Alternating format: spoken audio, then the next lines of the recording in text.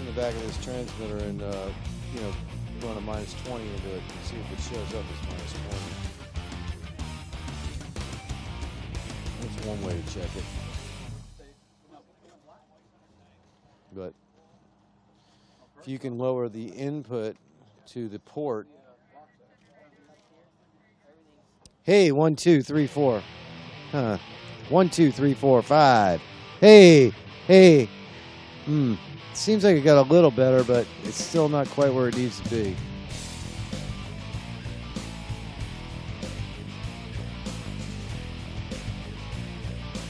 Hey, 1, 2, 1, 2. No, I haven't put a fresh battery in this IFB. Let me do that.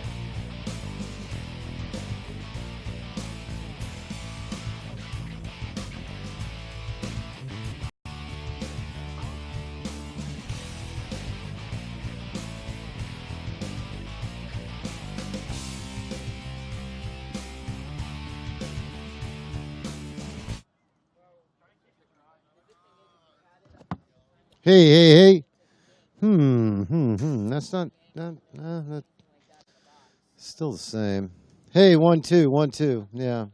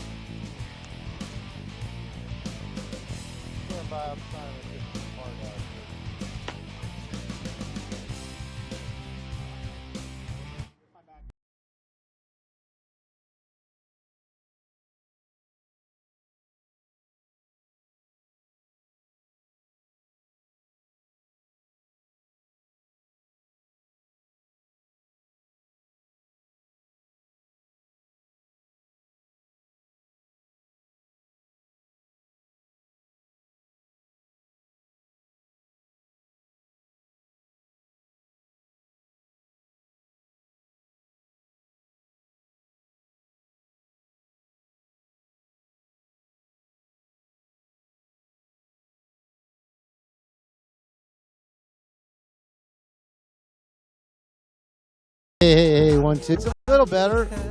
Can you kill the music? Hey, hey, 1, 2, 3, 4.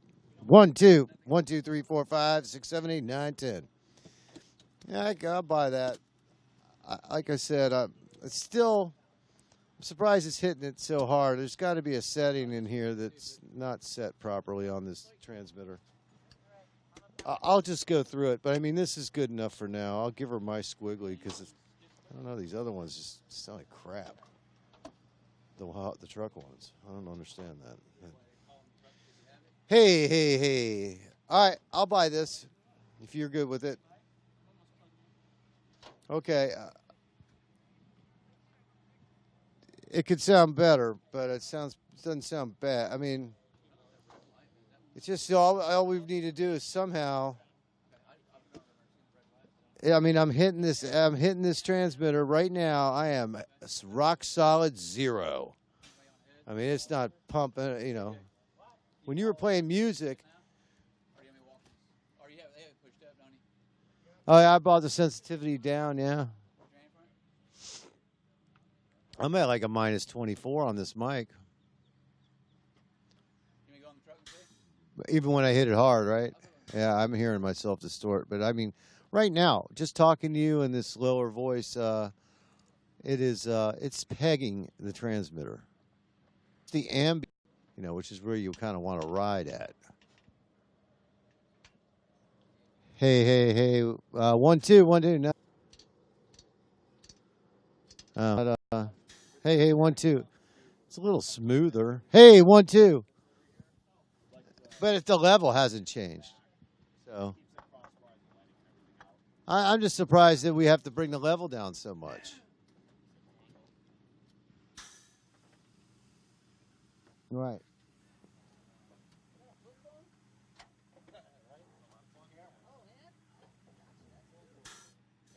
I wonder if it has something to do with it, if it's RTS1 or RTS2 dip switched in the back. Right now it's on RTS 1, I think. I'm pretty sure it's on RTS 1. I can't see it from here, but I can. Yeah, RTS 1 is voltage. Setting pin 2 voltage. It accepts it. I can't remember what 2 is because I never use it. Well, I mean, just ambience, me holding the mic without talking, it is at pumping at minus 20, which is, yeah. Right. And it's slamming it. Okay. Is there any pads in? Is there any? No, I can't do a pad because pad's going to kill the voltage. It wouldn't be because. At least it might. It might. Maybe it pass it. I'm just thinking if I throw a 10 dB pad in it, I'll be fine. But you shouldn't really have to do that.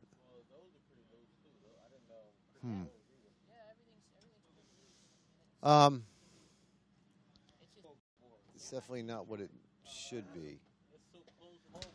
Because I have no way to attenuate this out here. I got roll off, compatibility. Oh, let's see, go back to compatibility.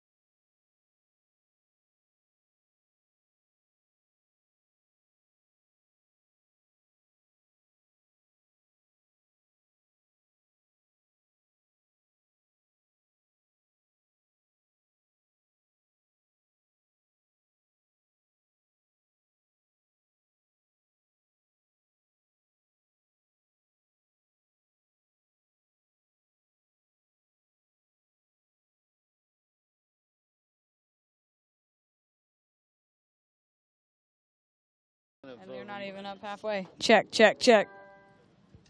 Slamming it.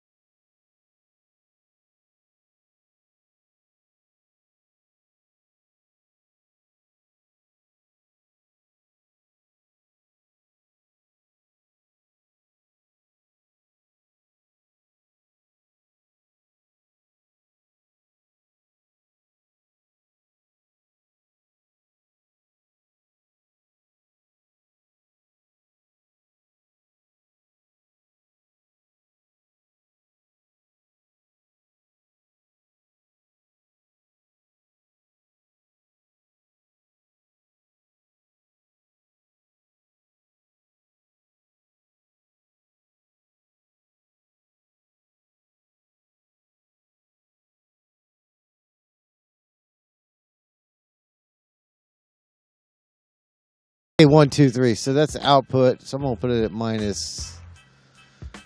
Put it at minus 3. Hey, 1, 2, 3, 4. Let me just got plenty. Oh wow, check that out. Hey, 1, 2, 3, 4, 5. So it's the input. Does it sound like if you put box in? Does it sound like that? Like if you take the output.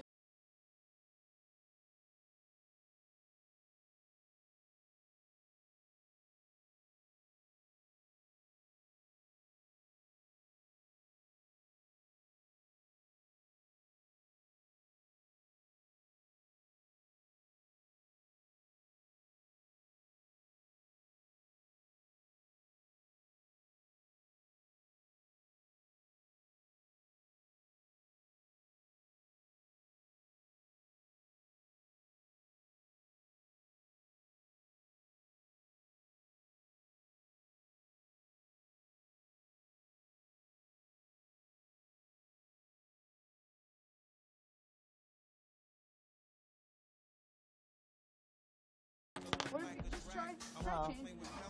Just for a second. Well, I got to go look it up. He doesn't have. What if you just remember where it's at? And just change No, but something. to change it on here, you have to. Yeah. You have to have the. You just match it to whatever you change to there. So if you remember what it is, does it have it good?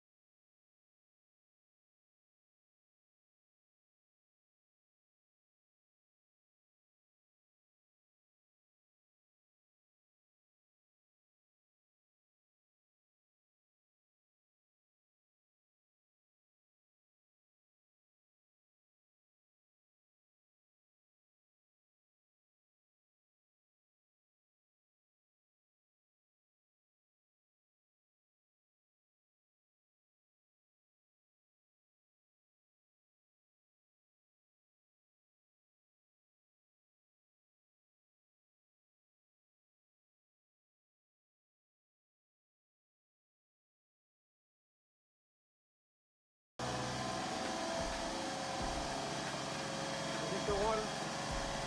We'll grab the gaffer tape underneath it. So.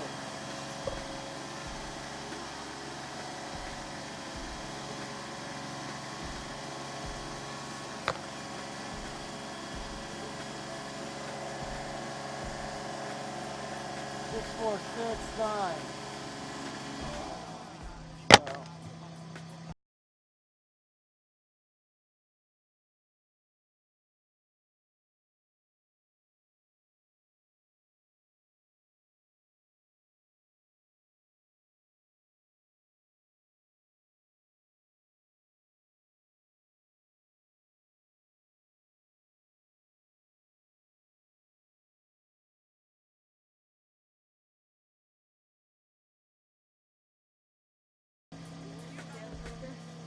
Yeah, I just don't have.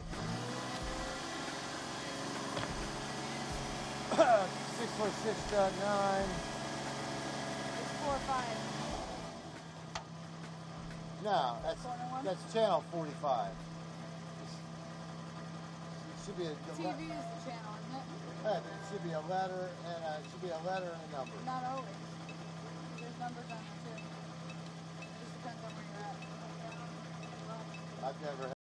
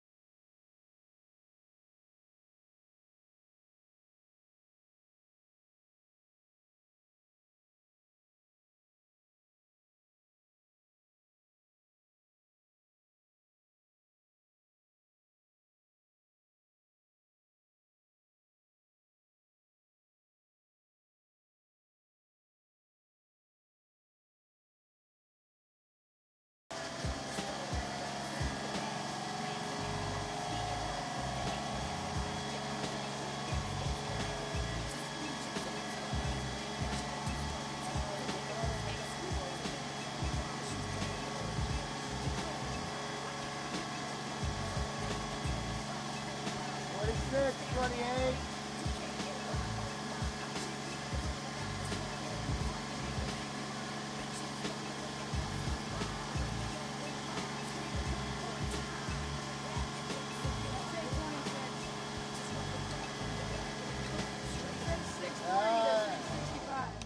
Okay, so it's not 26. It starts at 665.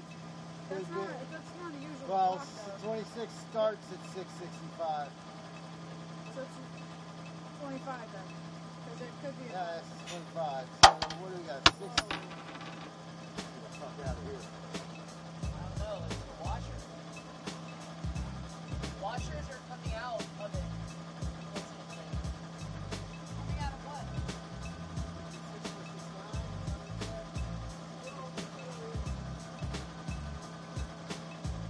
Yep.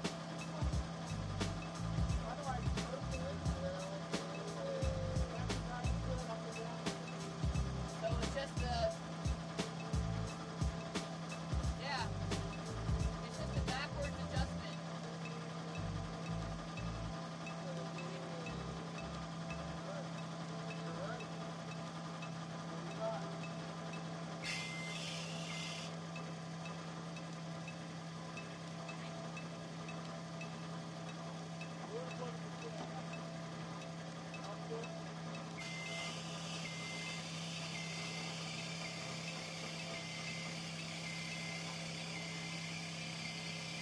Yeah, it's not squiggly.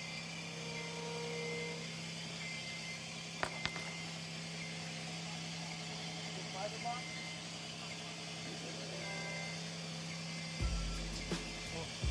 Still nailing it. Fuck. Still flaring it. Yeah.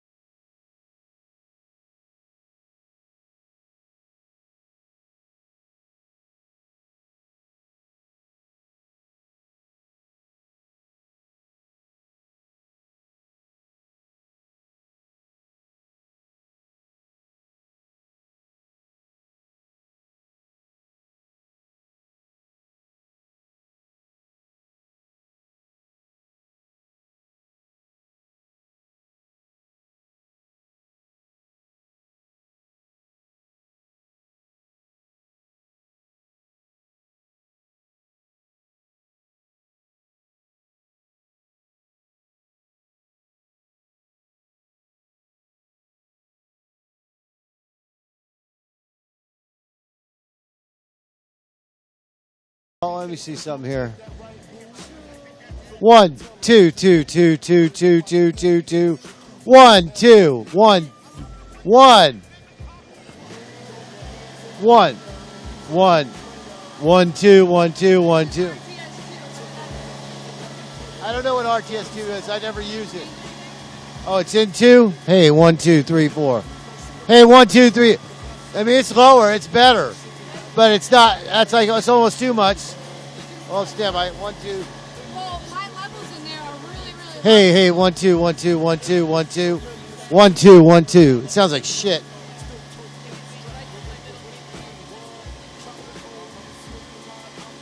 Check, check, check, check, check, check, check, check, check, check.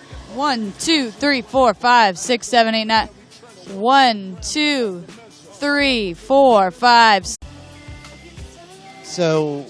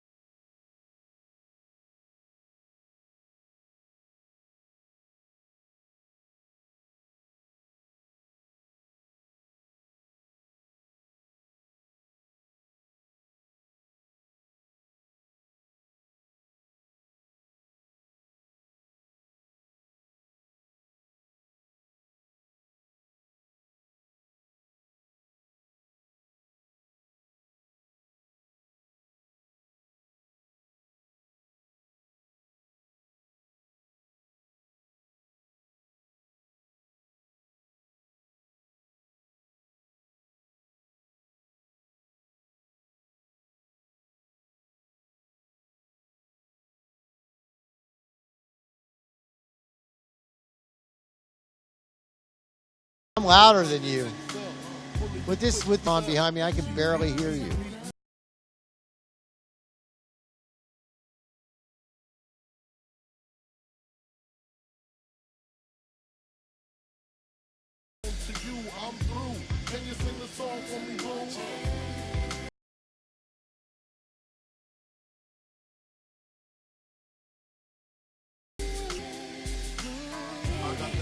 Hey, 1, 2, 3, 4, 5, 6, 7, 8, 9, 10. 1, 2. Interrupt. Yeah, I can barely hear you. You want to get on AJ's headset and check that out? Isn't this great? Your flight leaves at 8, a flight lands at. I'm not only a client, I'm the player president.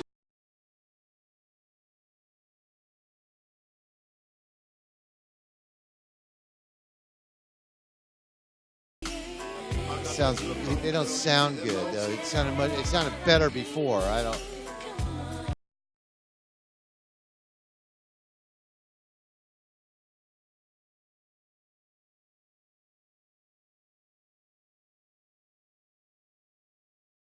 It's got a roadmap on there, right? Yeah, that's what I recall. So I got to walk around the other side of this thing.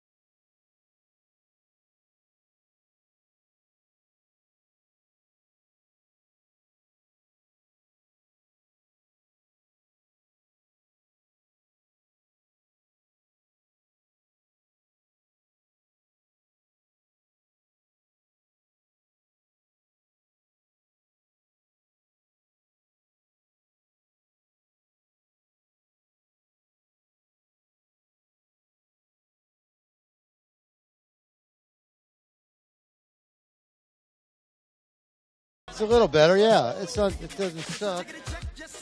Hey, 1, 2, 3, 4, 5. Hey, 1, 2, 1, 2. Yeah, it seems like we're back. We're like chasing our tail.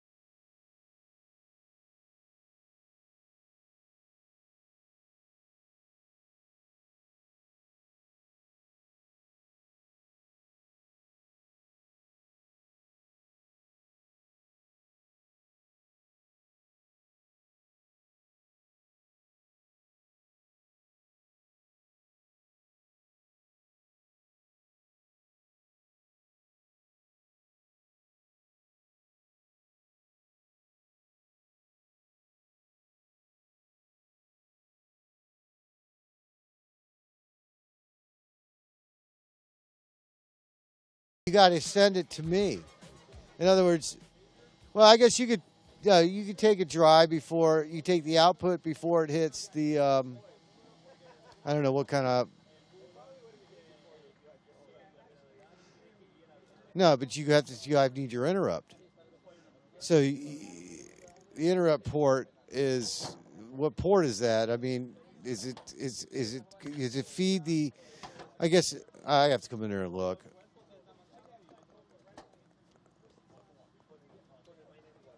Right, but I'm saying, do you have interrupt feeding?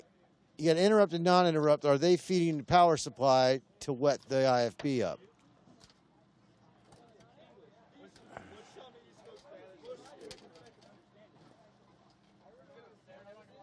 Your IFB output. Your IFB output? Okay, so take that and put it down pair 4.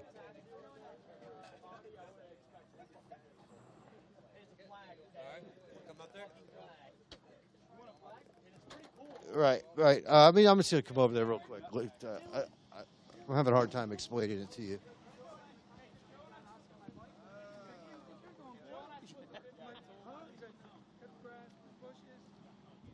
Hey, that 1 2 1 2. That's not the mic. Yeah, we're gonna have to change IFB frequencies because this is taking hits all over the place. We'll just go back to the original one.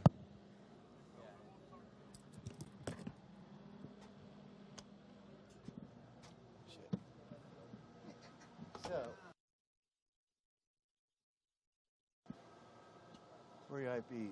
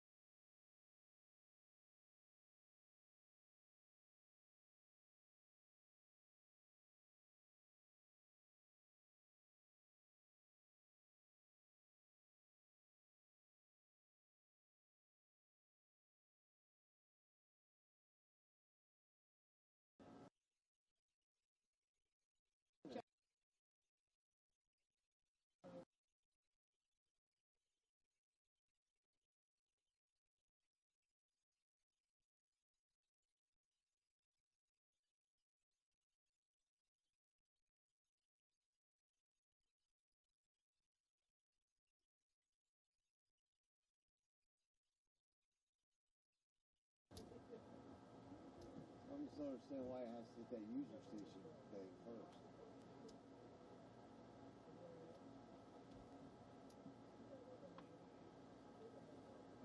IFB4. You just called it RF, right?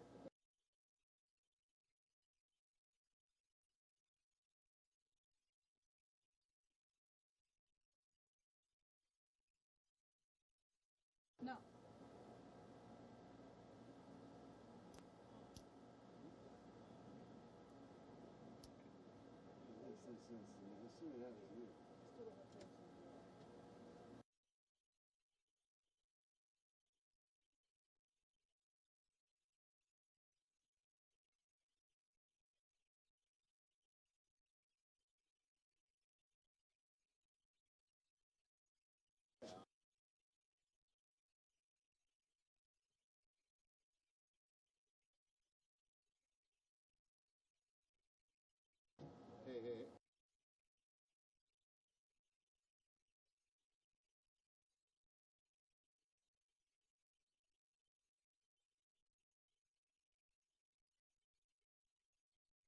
Hey.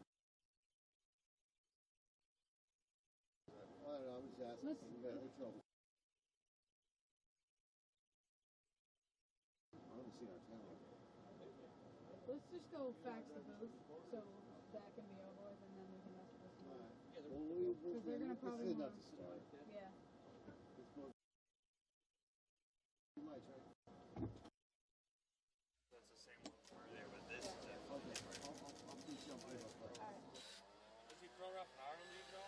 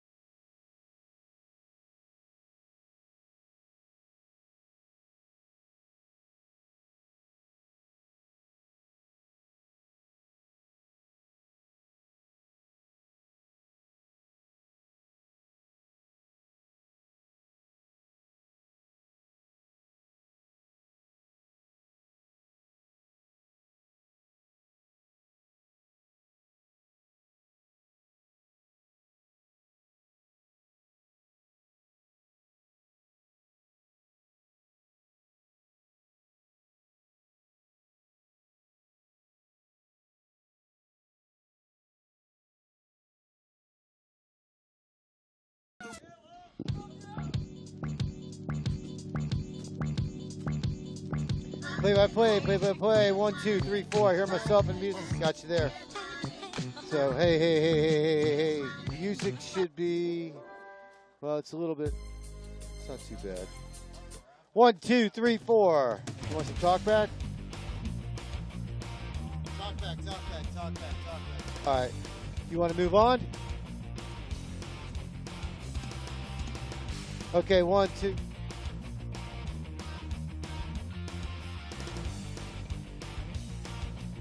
One, 2, 3, 4. Okay, cool.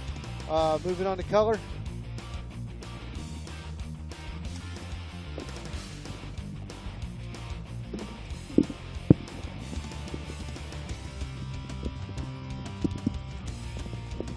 This is color headset.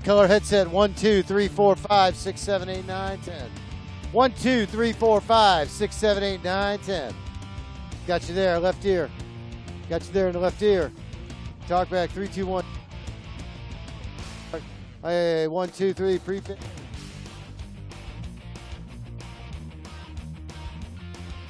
Fade.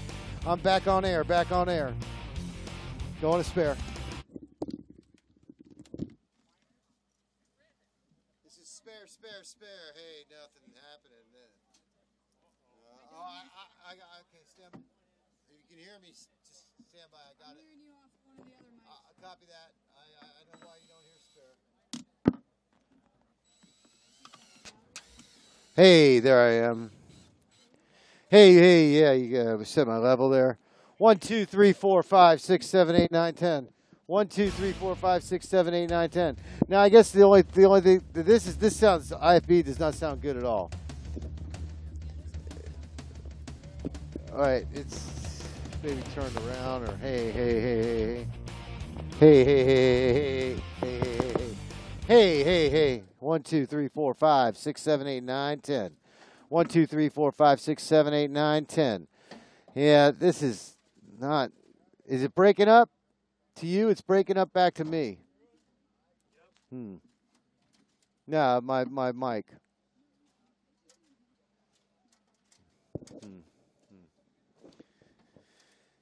You have a suggestion? You want to go with the other HMD 26 on the spare? Hey, 1, 2. It got 1, 2, 3, 4. It just sounds like our IFB feed is still hot. It's overmodulating when I hit it hard. Right.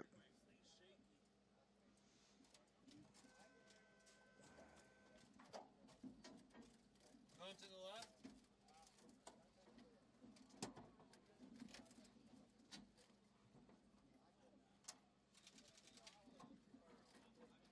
Hey, 1, 2, 3. That's better. What did you do? Hey, 1, 2, 3, 4, 5, 6, 7, 8, 9, 10. I mean, I tell you, you were right. Yeah. Okay. All right. You want me to go back to play-by-play? No, I was just trying to fold it over. There you go. Well, I just want to make sure of that. All right.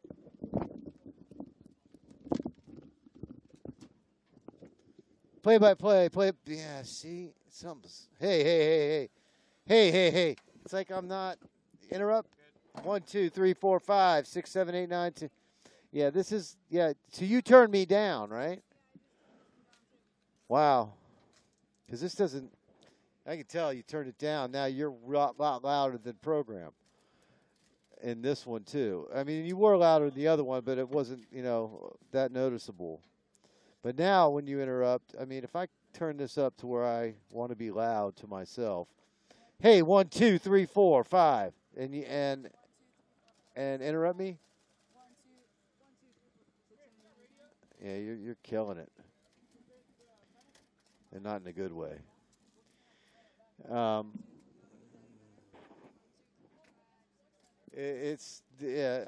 definitely I'm 10 dB lower than you easily. Okay.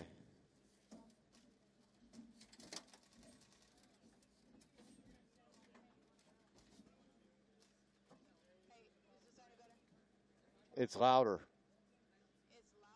Yeah.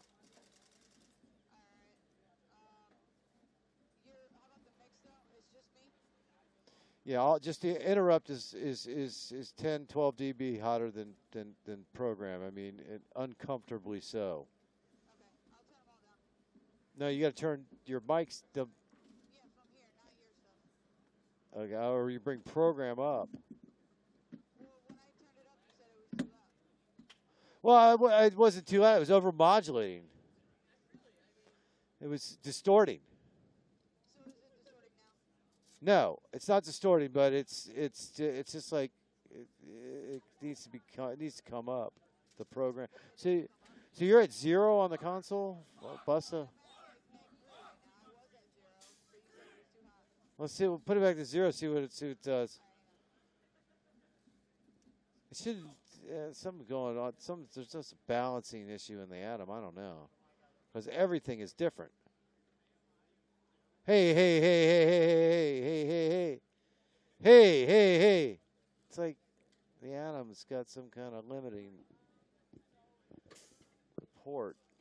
Hey, 1, 2, 3, 4, 5. I can't even tell the difference. Am I being compressed? Is that IFB output being compressed? This is play-by-play. Hey. I mean, I'm just talking about the... okay. Well, there's still... It's not killing it. It's just doing it. It's doing it. It's just more. It distorts a little. It distorts easier. Hey. Yeah. It's distorting when I hit it hard. Hey. It's like it's like a limiter on the output of the IFB bus. It's just like I'm killing it. What? What? Okay. We could go. We can go if we have to. Say again? Okay, I just got to hand it to them. They want to go. Yeah, I mean, it's...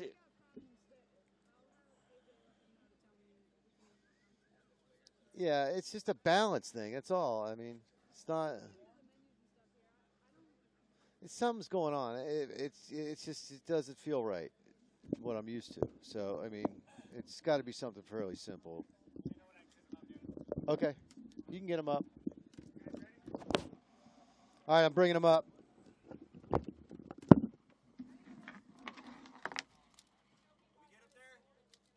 Yeah, come on. I'm coming down.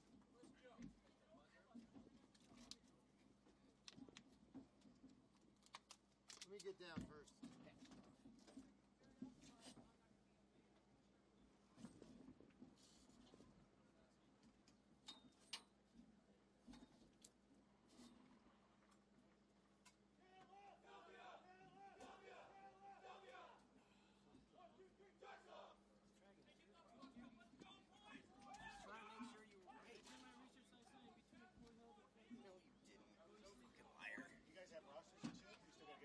They're coming, but we're just going to start without it because they're lagging and everything else is ready.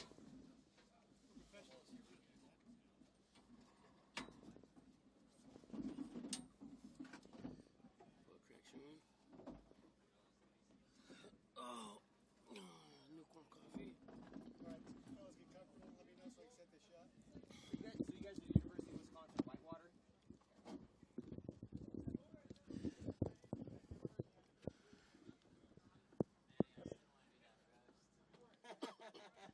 One of these days, my friend. One of these days. University of Wisconsin. Warhawks.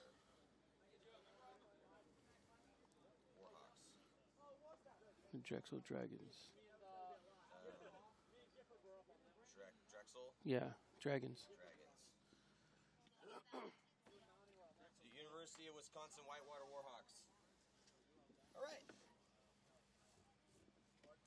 Coffee. Yeah, unfortunately. Yes, I can. Can you hear me? Yes. Yes, can you hear me?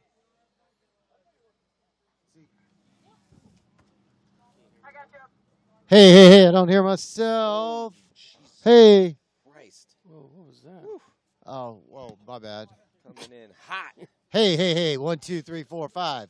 Interrupt RF. Can you hear me? All right, I'll buy that. Yep. I mean, it's better. Testing 1, 2, 1, 2, 3, 4. Can you hear me? Okay, go ahead, Bree. I'm good. I'm handing this mic off to Lauren. Yes, absolutely. Testing 1, 2. Yes. You gonna sit up any more than that? Probably right here.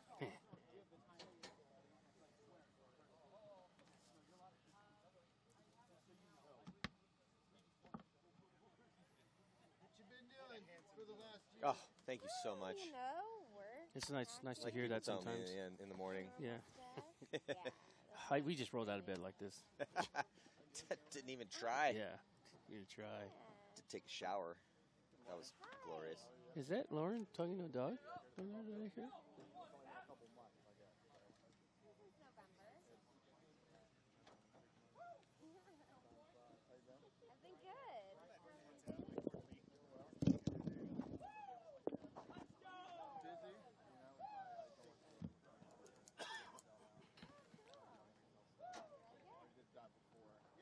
I've been good.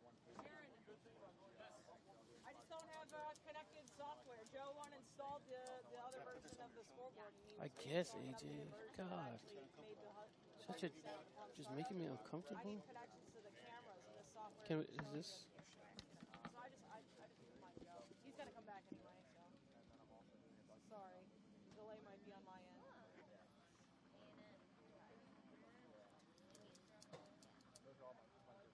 No, thank you. You're the best.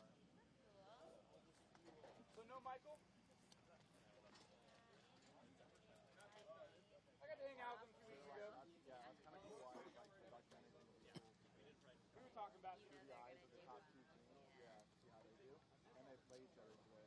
They do? That'll, wow, that'll be good. One of the big matchups. Yeah, definitely. That's kind of cool. Are they in different, Working on They it. were in a single A last year. they know like Liberty's undefeated this year? Yeah, so A&M has them on. Do we have mic flag? No problem. Ready? As long as they're happy, we're ready. It's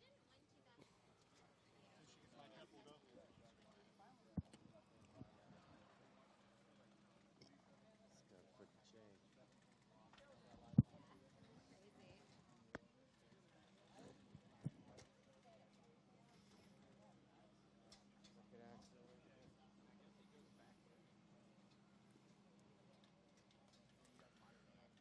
Fucking accident.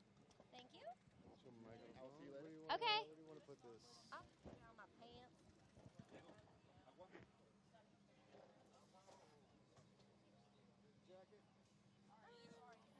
Yeah. I mean, I'll probably end up taking the jacket off like in an hour. You're in my backyard. We're good.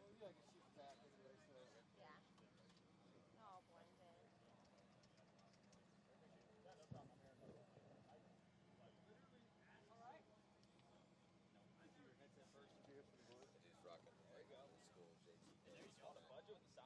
Oh yeah.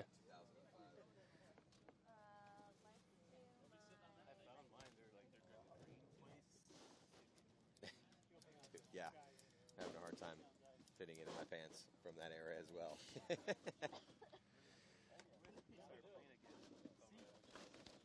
Yeah, I heard about that. I heard you y'all went and played.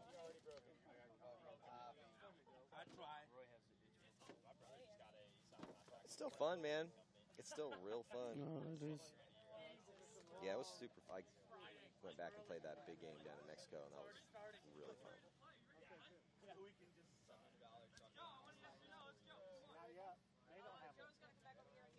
It's always a fun time when you go down to Mexico and don't bring anything back. Scotty got lucky. Dude. Our stats? We were all a little scared for him. Yeah.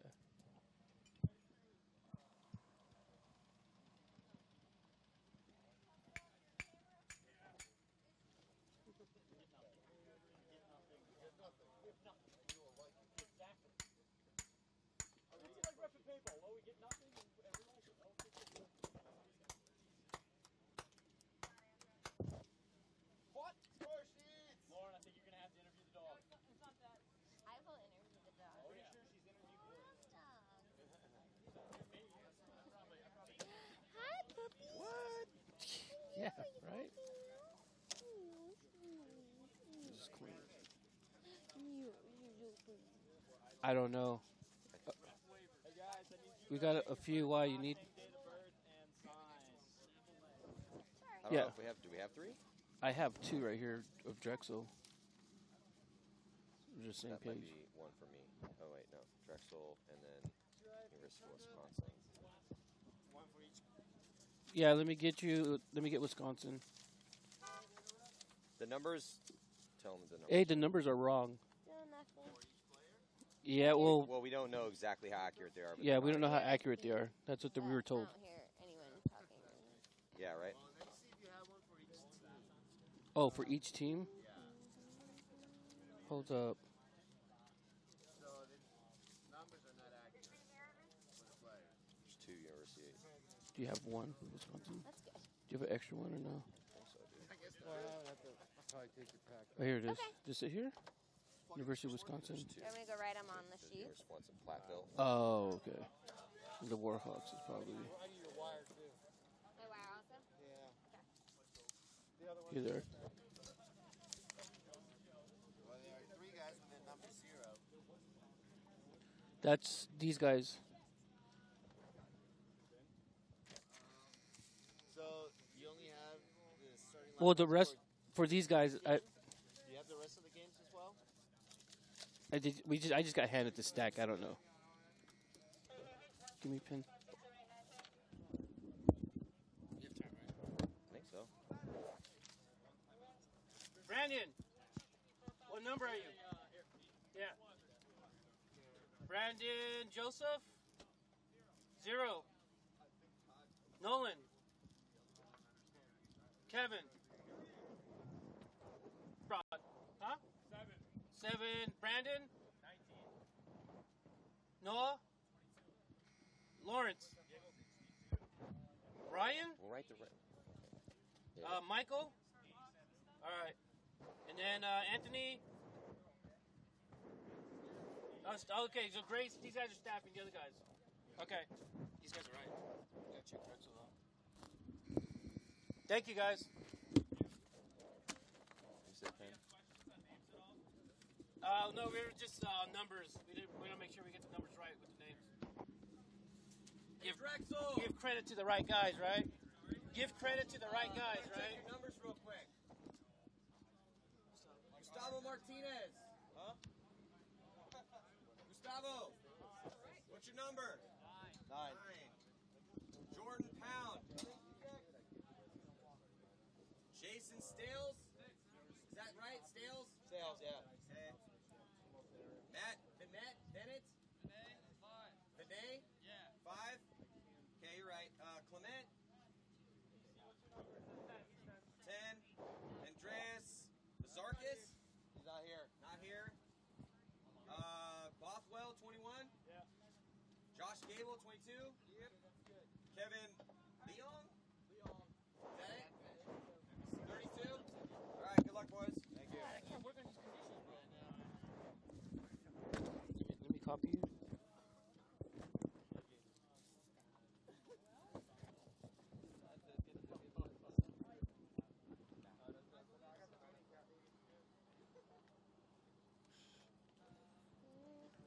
Try it again.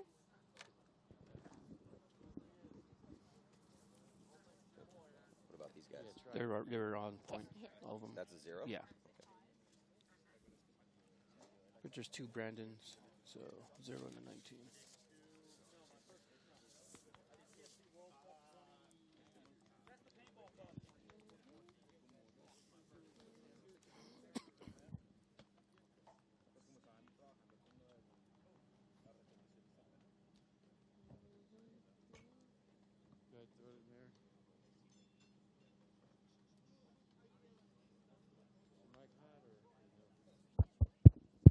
I hear my mic. Hey, Brandon Anthony? How do you pronounce your last name? Oblock? Oblock. Okay, Oblock. Nolan. Reservoir. I can hear you. Is it Kowal? Kowal. Quartana?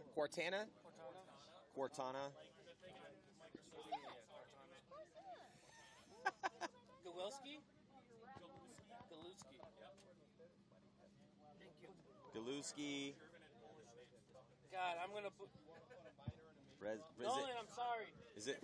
Yeah, Nolan, we're going to be butchering your name all day. Wait, how you say it again? Reservoir. Oh, Brezovar? That's Okay, easy. That's not that bad. Cortana. Leonard. Why can't everyone be Michael Fisher is what I'm wondering. Yeah, Michael Fisher. Jesus. Why can't everyone be that easy? You know, it's like Matty Marshall. This shit is simple, you know? 2 names. Like this guy, Arcia. I'm going to say Arcilla all day long, bro. I'm going to say Arcilla. We've been saying it wrong all along, my last name. It's Arcia. No, it's not. My niece and nephew here from the Philippines, I tell you. What'd they say?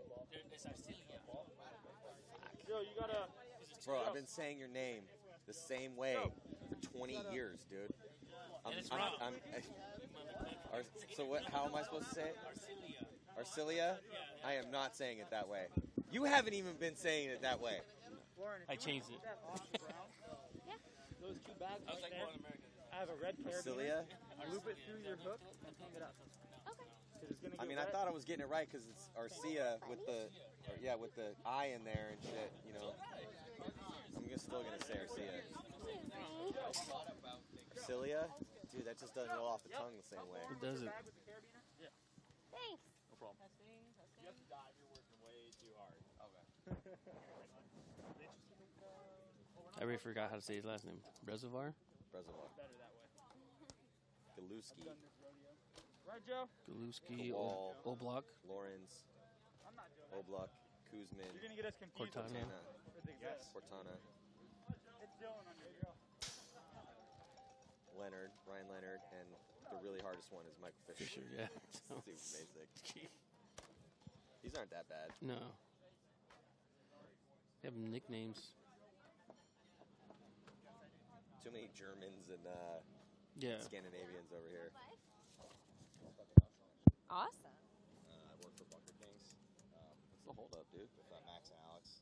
Okay. Lundquist, I don't know if you're familiar with them. Yeah. So, getting paid Have fun, everybody. Let's go, right.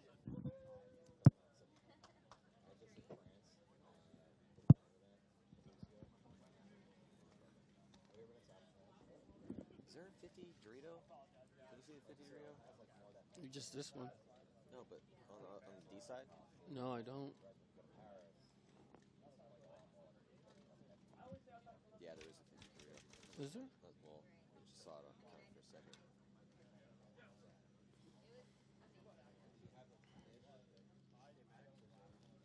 Oh no, I didn't. I saw it. They like something gas. Nah, he was just down here. No. Rose is great. We did try it. Did you do the hot springs? Yeah. I want to go ice so bad.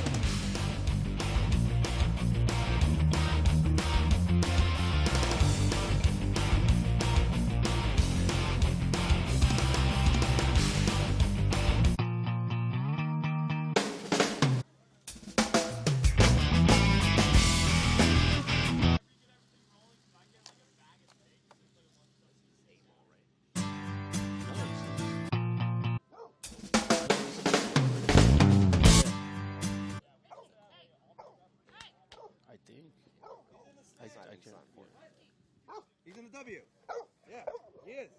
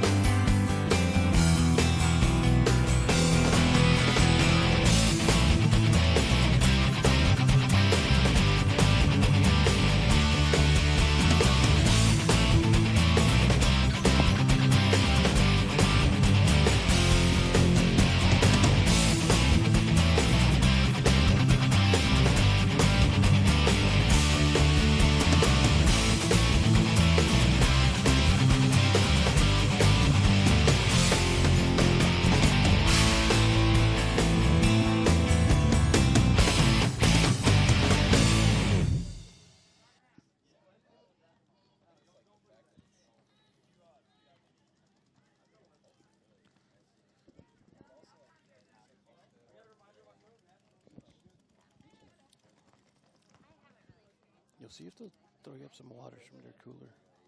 Like 2 waters. Hey, senor.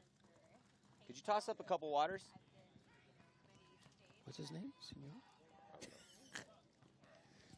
Do you call him Senior?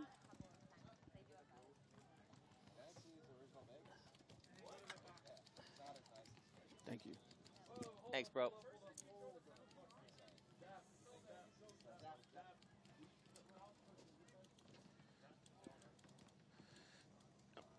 My shit on point. Block my monitor.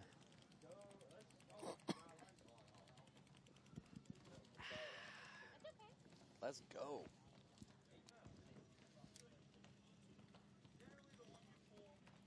Refs, what are we waiting on?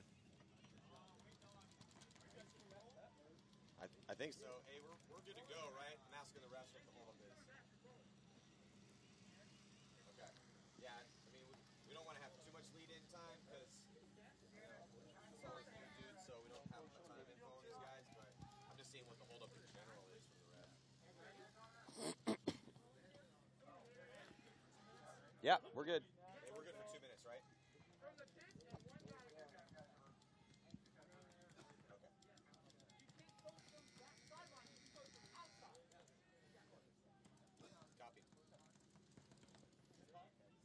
Hey, so 2 minutes, right, refs? We're good?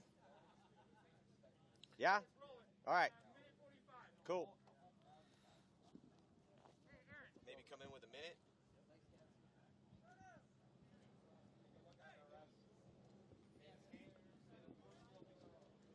Drexel will be on the left. 10-5.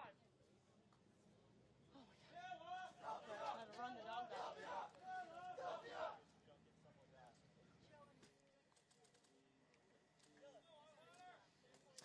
Welcome to the 2017 National Collegiate Paintball Association Championships. I'm Matty Marshall alongside Kevin Catfish Arcilla. Catfish, I'm stoked you're here. I'm incredibly happy to be here. I love this tournament. Very much looking forward to seeing what's going to go down this weekend. And also to see how this layout's going to play. So that we have the layout here for the Dallas event and for the next NXL event that's coming up. And this is the first time we've seen it played. And not only that, who's going to step up this weekend and become the college paintball championships? There's a couple new teams to look out for. I mean, we got right here, we got Whitewater Warhawks making a jump up, taking on Drexel, which is a big task for them to get the first team out of the the gate. Drexel's been around for a long time. Yeah. They're not unfamiliar to this situation, but we haven't seen the University of Wisconsin Whitewater Warhawks here on this main field playing at this level of college ball. So big test for them. And, sometimes we've seen teams come into this level of play and step up, and we've seen other teams get obliterated. So, what's going to happen here, we're going to find out here in just a few moments before we get this first point started. Another thing that I love about this tournament, old school X-ball, man. Yeah. We're talking about 10-minute halves, majors and minor penalties. There's you got to go to the penalty box. This is the throwback to that OG style of ball. So on this first point here, looking like Drexel playing a little bit conservative. They dropped a player coming off, and the Warhawks looking to they Yeah, definitely ate up a lot of ground here. A little bit more ground. They went out wide. Drexel went out wide as well, losing that one body. It's now 4-on-5, but better field position here for the Warhawks. Oh, as they have dropping. that. And, another body drop for Drexel. That's 2 early bodies here coming for Drexel. Drexel's on the right-hand side of your screen. Warhawks getting into Snake 1 immediately after those 2 kills dropped off. So, we just talked about, okay, what do the Warhawks have? They're stepping up. They're playing at the highest level of college paintball and having a real good first point. Yeah, it looks like Drexel's making a bump into the Dorito side over there. We got the Warhawks here on the Snake side trying to get an angle on him, trying to make his move up, trying to move their player from Snake 1 to Snake 2, and there's that move we're talking about. Looks like the Warhawks are coming out. Well, one of the things I was also wondering, looking at this layout, this is a battleground snake, right? Yeah. Catfish, this is what you used to play the snake. Yeah. And this is one of those battleground snakes. But how much of a battleground is it going to be? Is this a send a guy to the snake, get him in there as soon as possible, have him gunfight his way down, or do you have to play a little bit more careful like we saw at the first NXL event in Vegas? Yeah, this one, you're going to definitely have to gunfight your way into the next spot. Looks like Whitewater has all 5 alive still, and Drexel has 3 players, I believe. Looks like they have Drexel on their heel right now. Whitewater making it up to that big W in the center. Yeah, so the Warhawks in good position right now. They have that center 50 wall. They have Snake 2, and playing it smart. They're not running into guns. They got those 2 first early kills. Drexel playing on their heels right now. You can see, you know, looking over the shoulders of Whitewater right now as there goes another body for Drexel coming out of that stand-up temple. So just 2 bodies left alive right now for Drexel. Cat not getting a good start here to this match. No, not at all. Not at all against the new guys. The new kids on the block here. It looks like the Warhawks definitely want to make it a point to let them know that they're here. They're not going to be pushed around. You know, they're definitely playing smart, you know, keeping it cool. Like you said, you know, not running into lanes blind. Looks like the Warhawks going into Snake 2 now, filling in Snake 2. So we got a 4-on-2 here, Matt. Yeah, advantage Whitewater. Yeah, Fisher in the Snake. Did they lose? I think they did lose. No, still lost a body. So looking pretty good here. Yeah, they lost their first Snake. I think that was Kowalski. So a good cross-field spread right now for Whitewater. 7 minutes and 22 seconds left to go. Again, it's 10-minute halves. 2 minutes in between points. 1 minute minors, 2 minute majors. Throwback to the OG style of X-ball. Only place in the world, really, it's still played here is college ball. So, you know what, though? Drexel's holding tough with their last 2 guys. I like the calm and composed communication that we're seeing from Whitewater right now. Yeah, definitely. Still haven't lost a body. They're talking it up cross field. I can hear the communication all the way over here. But the 2 guys holding it down. Looks like another body, though, dropping off of that D side of the field and now loading up here in the red zone. Here comes the pain train. They're about to punch this ticket. Oh, looks like the ref saving them back there. Yeah, so like Big Dave Baines from Impact would say in the pits, hey, they're not doing anything exotic. So nothing exotic from Whitewater here in this first point. All they did is roll those guns off the break. They got that first kill, immediately got a second kill. It was 5-on-3, and then just working their way up the field and really just shooting bodies out of the bunkers. Yeah, they're definitely winning their gun fights here, and that's a key. A lot of the younger teams that are coming up, you know, aren't as composed as Whitewater looked right there. Yeah, for a young team, definitely looked pretty composed. You know, they weren't running down the field. They earned all their moves. You know, they were okay. So if you're the new team and you're coming in, what do you want to do right away? First of all, win the first point, right? Winning the first point is always what you want to do. But the way they won that first point, knowing, okay, look, let's try to get a kill off the break. Check, did that. Let's work our way in the Snake. Check, they did that. Let's work our way down the D side. Now, I'm still wondering what's the attack side. So at the first NXL event that we saw in Vegas, that D side was the attack side. The Snake side was more of a crafty, you had to be really careful over there. It was absolutely, of course, every side of the field is important. But the D side was really the put a guy in and go side. Here, I don't know. That has yet to be determined. But I do like what I saw out of Whitewater in that first point. Get that first kill. Don't do anything crazy. Like, you know, Baines would say, nothing exotic. They didn't come with some crazy game plan. The only difference really in the game plan was that Whitewater took the stand-up can in the center, looking Snake side. So are they going to run that play again? Obviously, the off-the-break shots are working pretty solidly. Now it's up to Drexel. Drexel, they got to play tighter than that. Yeah, definitely. I mean, Whitewater came out with a plan, trying to stop their Snake Drexel's Snake player from getting in there, and you know what they did? You know, Drexel never had a Snake player in. Well, they never had a chance to. Yeah, they didn't shooting really that guy out. Yeah, they were having survivability problems. I mean, as soon as we heard that first buzzer, Drexel was having survivability problems. Okay, look, you lose a guy off the break, it's gonna happen. It's gonna happen a lot. But the rest of their players, look at this, Drexel wrong side. missing the side. God, So Drexel completely dropping the ball here. Drexel not able to get out 2 bodies, having to start with 3. No penalty. They did shoot a body off the break, so it's now 4-on-3. Gift from the gods right They definitely got a quick. So Whitewater, the new kids on the block here, the Warhawks, getting a little bit of a gift from Drexel. Is, you know, Drexel maybe a little sleepy this morning. Yeah, they didn't get their coffee right now. Is it 2 Drexel players? I think. Well, they didn't get 2 bodies out, so they started with 3. I didn't see a body drop, so I think that they still have 3 bodies alive. There's definitely 2. We're looking at 2 on your left-hand side of your screen right now. That's it, man. Drexel. Just 2. Just 2 players. That's not the way you want to start 2-on-4, that's, look, you know. I know, look, you get a lot of points to play here in college ball. You have 2 10-minute halves. However, down a point, only get 2 bodies out to start this. No, they have the 3rd body. There's a 3rd body up. No, actually, that's Whitewater in the center. But Whitewater get chopped up trying to make it into the Snake. 2 players being eliminated on Snake side. So a little bit more aggressive here in this point, and rightfully so, as Whitewater getting that little bit of a gift. Actually, that's a pretty big gift. Yeah. Some bodies weren't able to get to the start box, or Drexel, big mistake for them. There's Drexel crossing it up on the left-hand side of your screen, the back center bunkers, and there's Whitewater as they have a body now trying to make a big tactical retreat all the way from the center. He gets to the stand-up can, and he's going to want to work his way into the snake, see from his body language that that's what he wants to do as we reach the 5-minute mark here. Some pretty long, relatively long points. The first point was definitely long. Looks like the second one's going to be played out just as long. So there's Leong trying to get up the field. Cruz looking to make his way into the snake here, hopefully. Hey, at least Drexel is the two guys that were out there, they're still alive. They're still crossing up. They've shot a couple bodies. It's 3-on-2. They finally lose a body. And there's Leong battling with the Dorito. Last player left alive for Drexel there on your screen on the left-hand side. Cruz in the snake 2, straight into snake 2, looking to get into the Doritos snake 1 or snake 3. Oh, man.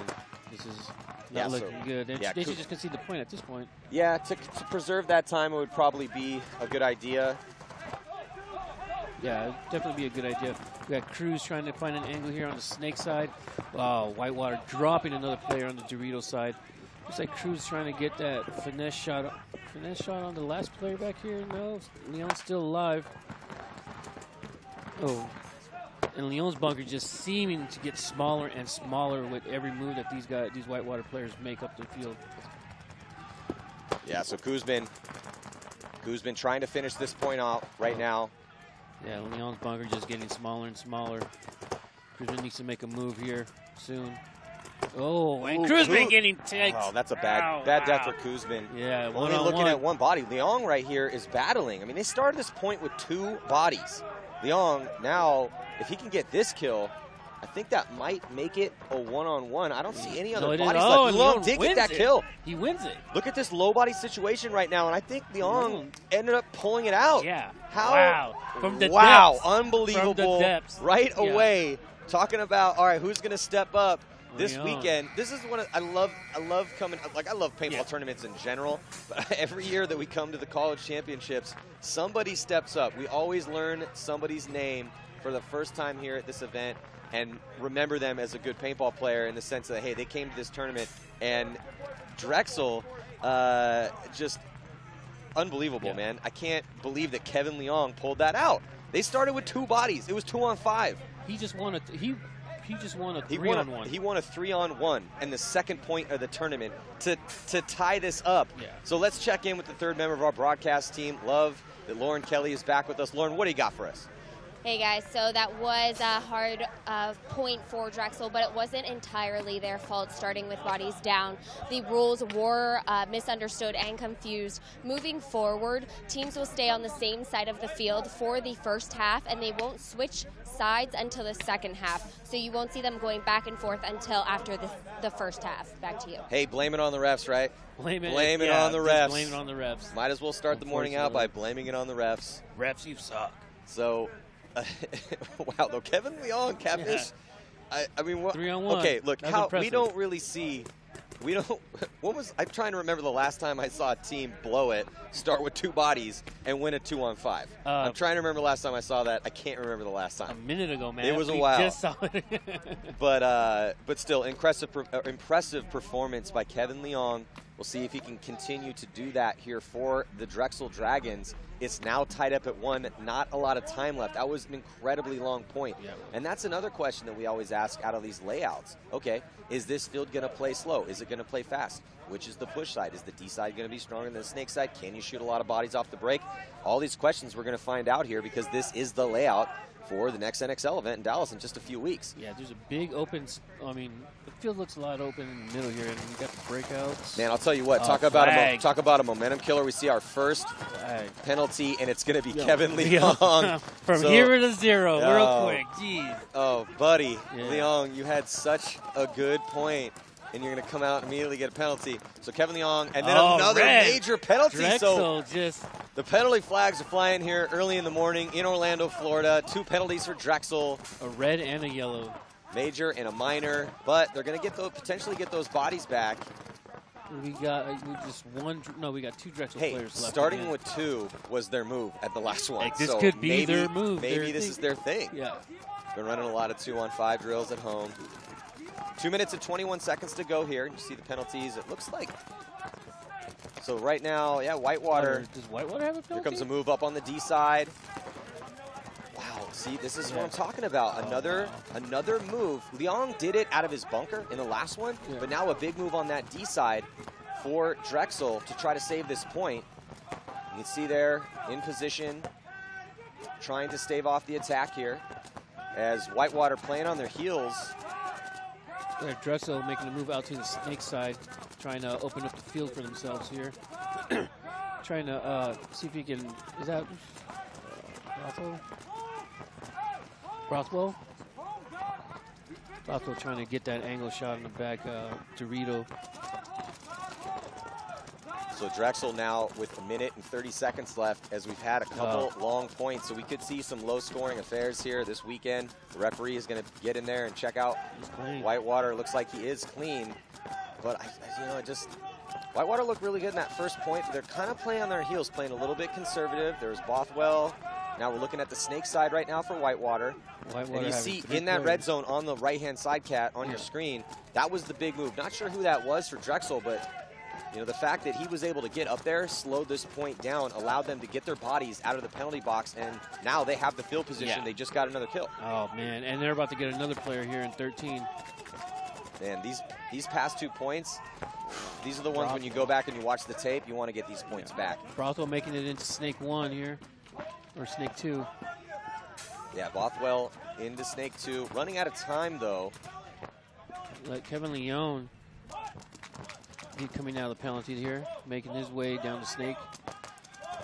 Trying to back up Bothwell here. Yeah, Bothwell's in good position, almost into the red zone. He's going to try to crawl up to that 50-yard line. Leong's going to load a pod behind him. And now we're looking at the D side on your screen, and there goes another move. So I like the aggression that Drexel's bringing, definitely keeping their composure in low body situations. They got those 2 penalties, but they fought their way out of it, and they're about to take a 2-1 lead right now. So a real solid point here from Drexel. Oh, they're walking in at 4-3. No point, Matt. They're walking it in. Nope, look at that. Just mistake after mistake after mistake this morning. I understand it's early. I get it. But there's no excuse for that. I mean, Drexel got 2 penalties in that point. They got a minor penalty, then they got a major penalty. They did their time in the box. They made some good moves on the D side. They got a couple good kills. And then to completely blow it and not watch the clock, rookie mistake right there, Kat. Definitely. That's like they're and they're not rookies. Casuals over here. No, they're not. Drexel's been here many times. Let's check out this replay. This is frustrating to watch. So you're looking at, there's Cortana, Lawrence Cortana. Getting blown up in the back there. And, you know, just an unfortunate turn of events here for Drexel. But let's check in again with Lauren. Looks like she's with Mike Fisher from Wisconsin. Thanks, Maddie. I am here with Mike Fisher in the Warhawks pit. Now, you guys are the new kids here starting out the morning. We haven't seen Warhawks in Class A yet. Tell us a little bit about the team. You guys came out strong. You're playing well for the first game here on Friday morning. Yeah, this is our first season that we've been able to do Class A. We just got a bunch of kids that are really hyped to be here. Kind of a small school. Most of this is self-funded, so we're here just for love of the game. I think we're going to do pretty well. So, how has your season been? Give us a little background on how you guys have been preparing for the Nationals.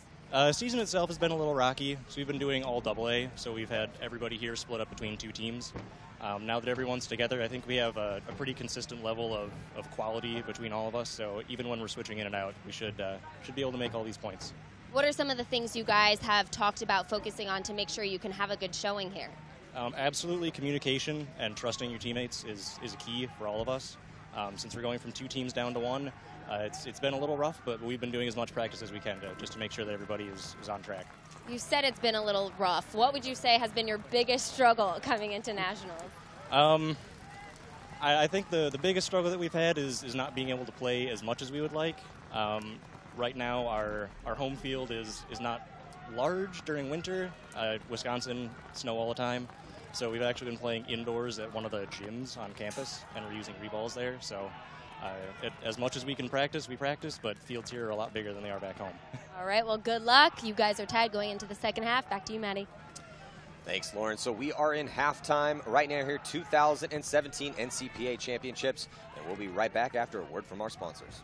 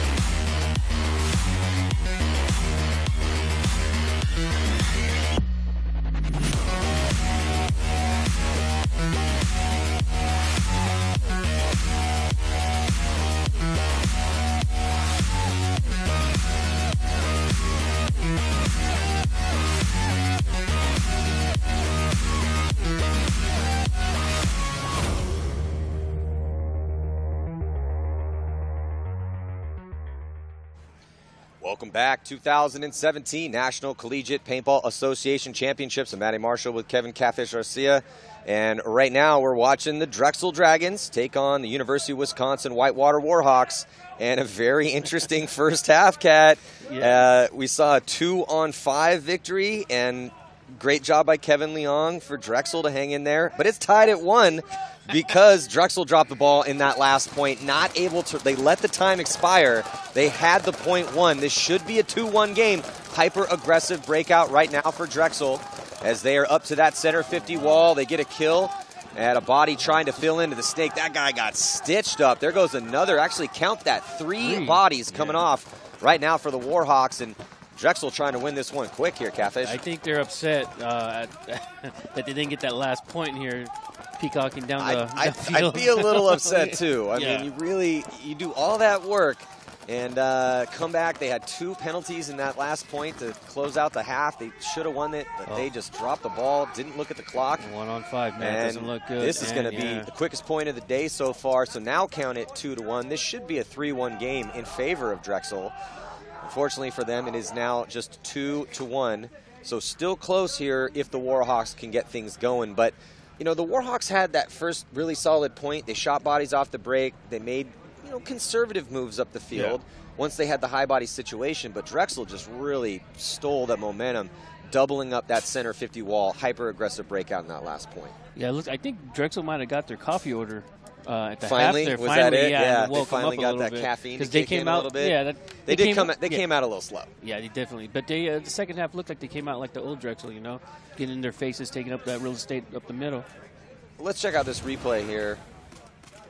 So you can see the bodies up there at that center 50 wall, and that's why you get bodies up there early. If you get that body up early, you can watch that zone and get that kill as the body for the Warhawks trying to get in the snake. They also lost their center as well. Yeah. Pretty much 3 bodies walked off for the Warhawks at the same time, and that was it for them. Real strong point for Drexel. See if they can get things going here or keep things going with a ton of time left at the 42nd point.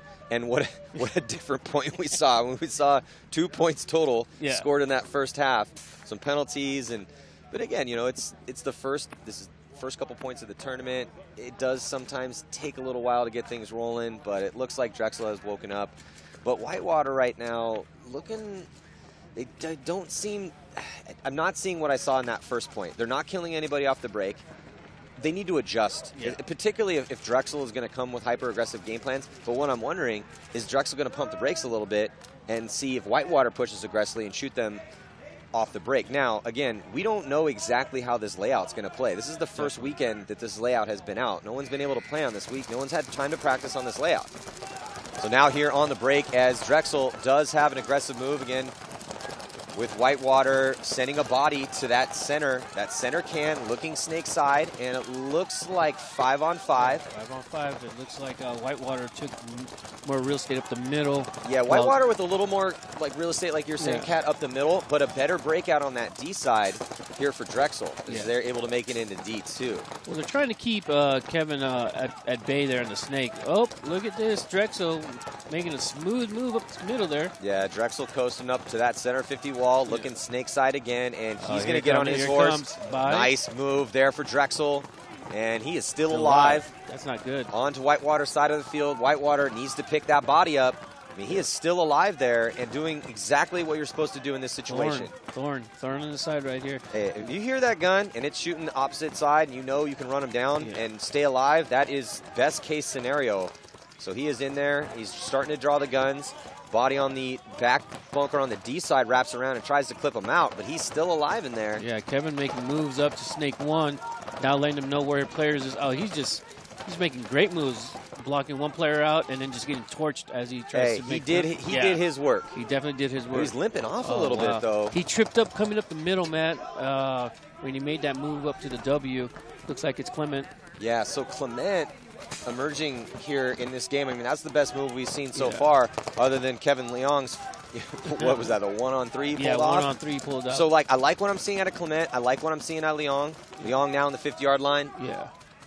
Leong trying to turn the field on these last two Warhawks here. Well, what I was about to ask before Clement started his second run through was, where's the rest of his team?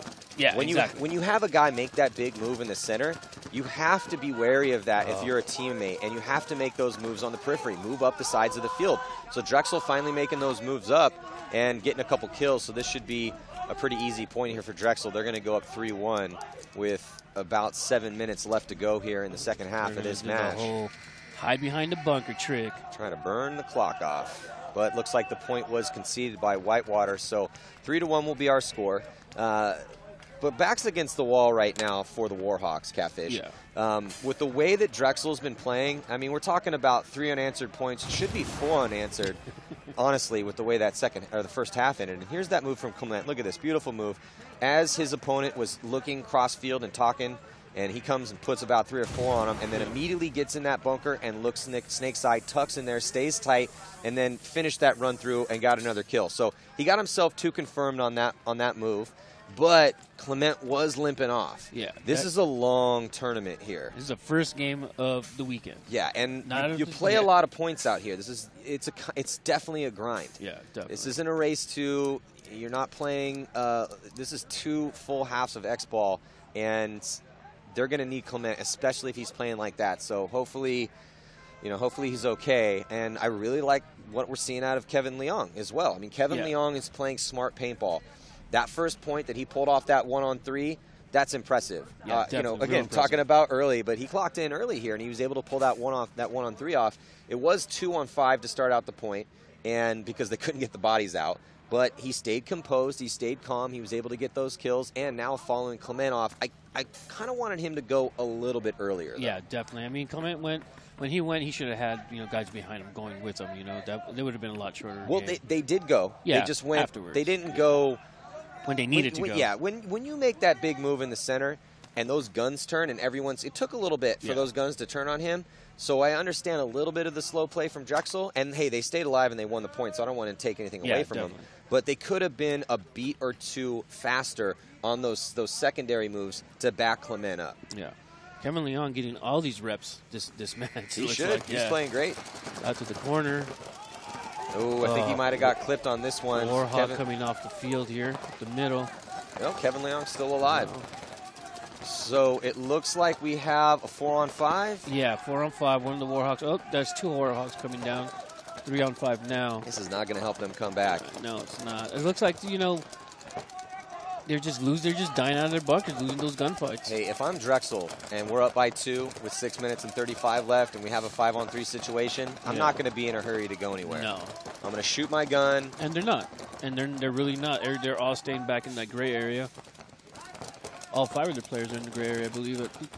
And they don't need to do anything. It's up to Whitewater to push the issue, even with 3 bodies. In fact, with 6 minutes and 14 seconds left, and they just lost another body, they end another one. They got to concede this point. Yeah. Immediately concede this, preserve the time. Yeah. You're going to be down by 3. I don't know why they're not blowing the horn right now. It's just an inexperience of the new level that they're stepping up to. Yeah, I mean, this is, you know, they're trying to pull a Kevin Leong right now and pull off this low body situation. 1-on-5, but here comes they're literally just burning this time off for no reason. Here come the Wolves right here. Clement up to that center. And here comes Bothwell getting to that 50-yard line. And that is going to do it here for Whitewater. But just a waste of about 40 seconds here for Whitewater. Yeah, definitely. That point should have been conceded a long time ago. Yeah, I understand you want us to play some paintball out there, but you want to put your team in a position to win the game. That's the most important thing, obviously. And now down by 3 with these long points out here. Also looks like a ref has grabbed one of the Warhawks' guns. So the ref's on it early here this morning. We haven't seen too many penalties. Oh, just that one point where we saw those 2 penalties, and I don't see a flag. It was Cruzman. So it looks like he's good to go. Yeah. Always, hey, man, anytime you see a ref grab a gun, scary. That team's holding your breath. Cross your We've all been there before. So there's the ref chronoing them on. So 5:37 to go. 3-point spread. It's 4-1 in favor of Drexel. And Drexel did not start this game out well. They looked bad to start out this game. But they've completely turned it around. You know, some good move. Bothwell's playing well for Drexel. Obviously, Kevin Leong, in case you just tuned in, pulled off a low body situation, pulled off a 1-on-3, and it was a 2-on-5 to start out that point. So, you know, Kevin really clocked in this morning. And probably the best move we've seen so far here in this match, Brandon Clement with the run through in the center, did it clean, got himself 2 confirmed, and putting Drexel here in the lead. But Whitewater, they're just, you know, they're getting I wouldn't say a slow start, but they're starting to die off the break, and they're not getting any kills. And Drexel has really started to play more aggressively, and they're making the moves that they need to make, particularly in the center. The center seems to be starting things off. I'm wondering, though, again, first seeing this field, no one's played this layout yet. Is that going to continue on through the tournament? Are we going to see the first push come from the center? Can teams, we haven't seen anyone go to the snake off the break. Looks like Whitewater smartly calling a timeout right now to slow the momentum of Drexel. Yeah, they need to talk about it because they're not getting a good look out there. Actually, I think that might have been Drexel that called that timeout because Whitewater was ready to roll. But regardless, 2-minute timeout here. So we're going to be back with some more action here from the 2017 NCPA Championships. Stick with us. You know what makes paintball so amazing? The precedence is the top players will always dominate, and maybe that's true, just maybe. But the very concept of competition is that just because you're strong doesn't mean you can't be overcome. Every long shot or every underdog will tell you the same thing. The odds will be against you. The route to victory is a dark and windy road, but this test has no answer. This test is not science, it's not a textbook reference. This is a completely different universe, one where hard work and passion will always trump logic. The ticker has begun. In 5 seconds, that buzzer will go off. And before you make your first step, just remember, the past will not always add up to your future. No stat nor lineup makes the difference of who wins and loses until your moment arrives. And that is what makes paintball amazing. The new season has begun, and a whole new level of support is here. Take your team to the highest level of competition with industry-leading support and the best equipment paintball has to offer. And that's not all. We love winning just as much as you. And when your team wins, we all win. Join the sponsorship program and earn tons of free paint this year. Hear more at paintballsponsorship.com. We are back. Second half action here. Drexel up by 3 over University of Wisconsin Whitewater Warhawks. Let's check in with Lauren Kelly down in the pits. Thanks, Maddie. Down here on the sidelines, the only differences I can really see between the teams and their mentality in the pits is that the Warhawks really aren't communicating after each point. When I go over to Drexel, the coach is breaking down each point, telling the players what they did right, what they need to change, but there's no communication happening in the Warhawk pit. They don't even know which guys are going out for each point. Back to you. Yeah, and that's a good observation. You have to have communication in between the points. The best teams in the world, they do that constantly. When you're watching Dynasty or when you're watching Impact play and you look in the pits, as soon as they come off, they're having constant conversations about angles, about routes, about game plans, about how to play bunkers. Everything you can possibly think of, they are dissecting. So, yeah, I mean, Whitewater, again, this is their first time in A-ball, and they're new here, and you're kind of starting to see that. They did start this game out well. Drexel got a real bad start, but Catfish, what a great recovery for Drexel. Oh, definitely a great recovery. I mean, they started up sleep. I mean, they came in sleepwalking, and now they're awake. You know, they were definitely sleepwalking in the first point at least. But right now, good field position for Whitewater. They have some points to make up. They need 3 points just to tie. Only 4 minutes and 31 seconds to go, but they have Glowinski and the Snake. They got Lorenz up at that center 50. Whitewater is in good position. However, Kevin diving into the Snake here. Countering that move, Kevin Leong gets into Snake 1, and here comes a push up the center. Drexel did lose a body early, so a little bit of an advantage to Whitewater, but Whitewater throws that advantage away. They lose a body on that D side. It's 4-on-4 right now. I don't think the Whitewater player in the middle knows that. Now he does. I didn't think he knew that there was a player in Snake 1. Well, here comes the move being made into the red zone on the D side, and that Whitewater player, we got Lorenz in the center 50. He's probably going to get his back blown to pieces right now. And he gets stitched up. Nice move by Drexel on that D side of the field, and that's going to crack things open. The rest of the bodies drop for Whitewater. Clement finishes it up, and Kevin Leong was also still alive here in the Snake. I love what I'm seeing out of Drexel right now. They've recovered very nicely. They are not allowing Whitewater to dictate the pace of this game. Drexel lost a body on that D side trying to extend early and get up the field. So they went down, but then they immediately took that advantage back from Whitewater. They shot a couple bodies out of their bunkers. So Whitewater having survivability problems. I don't hate the plays they're running. No. I like the plays, but just not much execution in their bunkers, and Drexel just proving to be the better team right now. 5-1 is the score, 3:44 on the clock. Well, I mean, Drexel, like you said, is definitely the better team. They're more experienced. They've been here. They've been at this level. Where the new kids on the block are coming up. They don't know what to expect, and they're getting a big dose of reality right now. I agree, Catfish. Let's check out this replay. It's definitely a little dose of reality. Drexel just proving to be the better team. This is a big test. This is the whole reason you play this game, though. I mean, one day, hopefully, if you work hard enough, and we were when we saw Lauren was interviewing him, they've gone so far. Obviously, even in Wisconsin is a tough place to play in the winter. You can't play outdoors, period, in the winter because it's so nasty up there. Snow. But they got a gym to practice at, as we saw those moves being executed by Drexel to finish off that point. But Drexel, there's Mike Zapanis, the coach, been around for a long time. We're going to see him up here in the booth with us this weekend.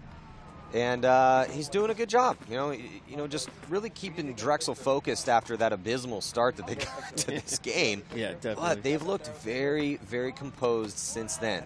Other than those first 2 points, they shook that off, and they've been flawless since then. I really like what I'm seeing out of Drexel. Whitewater, though, Catfish, I know they're new here, but they got to step it up. Oh, definitely got to step it up here. I mean, 5-1 is big lead that they're giving up here.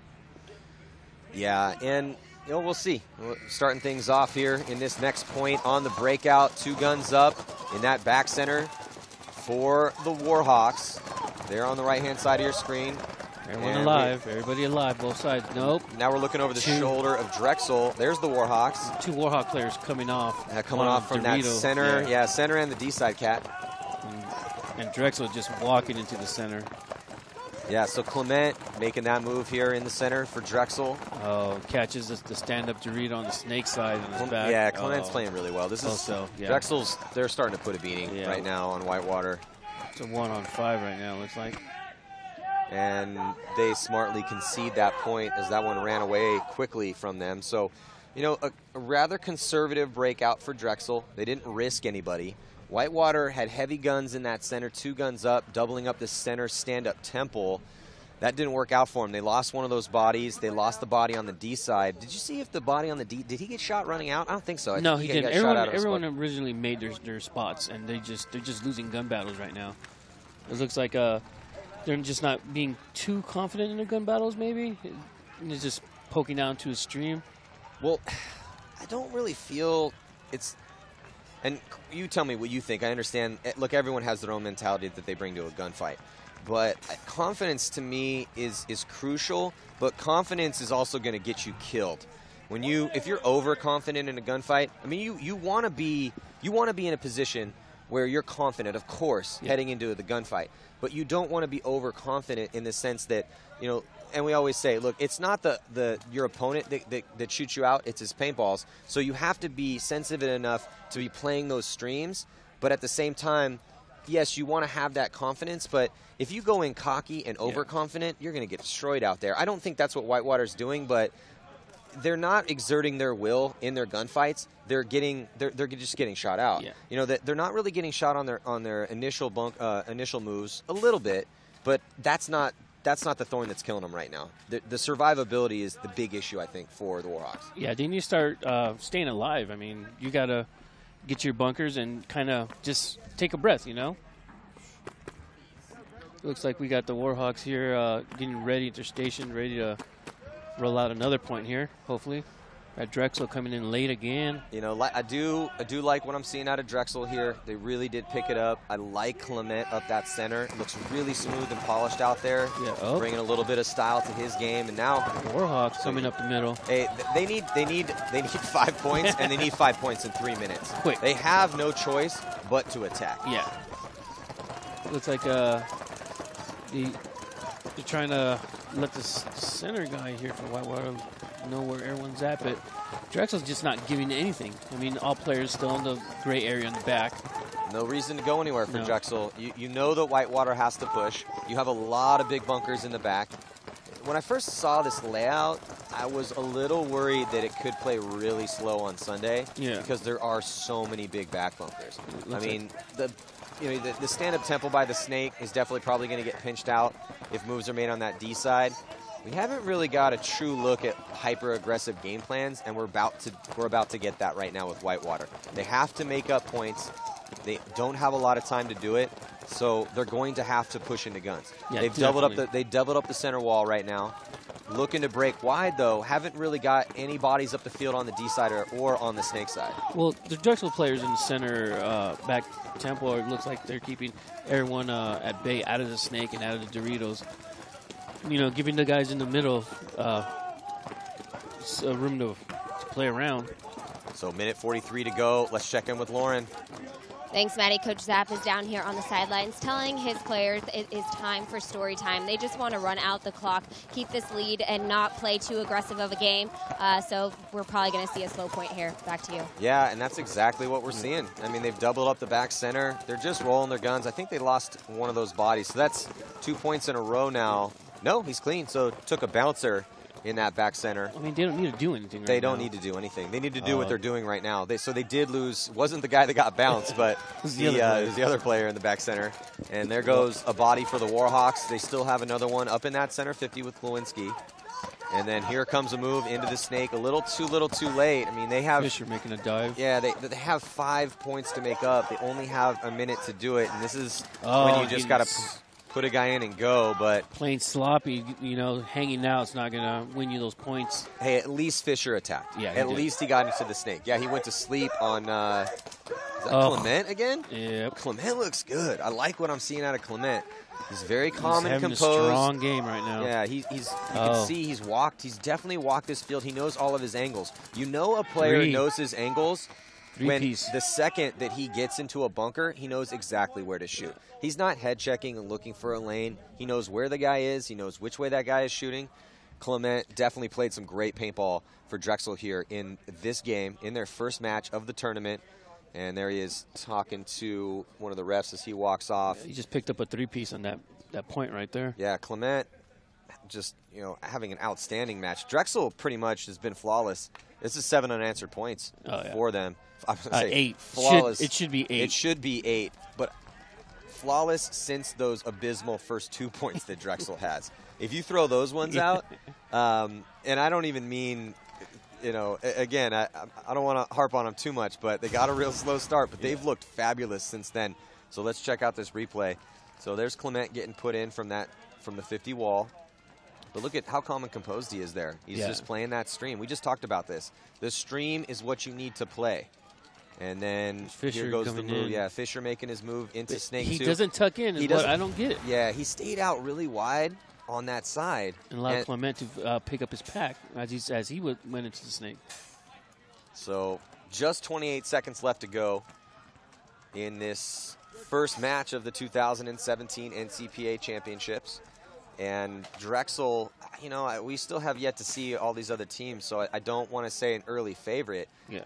But if Leon and Clement, not to take away anything from the rest of the guys on the team, but the way that Leon and Clement are playing right now, if they can continue to do this, you always need weapons, right? Yeah. We are always asking who is going to be the weapon on that team.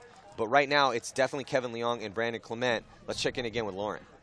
Thanks, Maddie. Brendan Clement actually came off the field after that point and collapsed to the ground. I think he's feeling the heat. But going into this next point, I don't know if we'll see another point. They said it really is time to just stay in their bunkers and run out this last 28 seconds. Back to you. Hey, Clement has been playing every single point, but it is a little bit early in the tournament to be collapsing in the pits. That does not bode well. Not at all. Because it's not, Kevin's been playing every point as well. Yeah, and so there's Clement sucking wind and gulping water down. And that three-piece took a lot out of him, I guess. Yeah, maybe. Look, Brandon, I don't know how old you are. I'm guessing it looks like he's 24. You're in the prime of your life, kid. You got to have a little bit more in the tank than that. It's just the very first game. It's going to be a long weekend, and you're playing great, but we need you to work on your cardio next year. So we got a little bit of a timeout here. These teams set to play this next point, probably the last point we're going to see in this match. We'll be right back.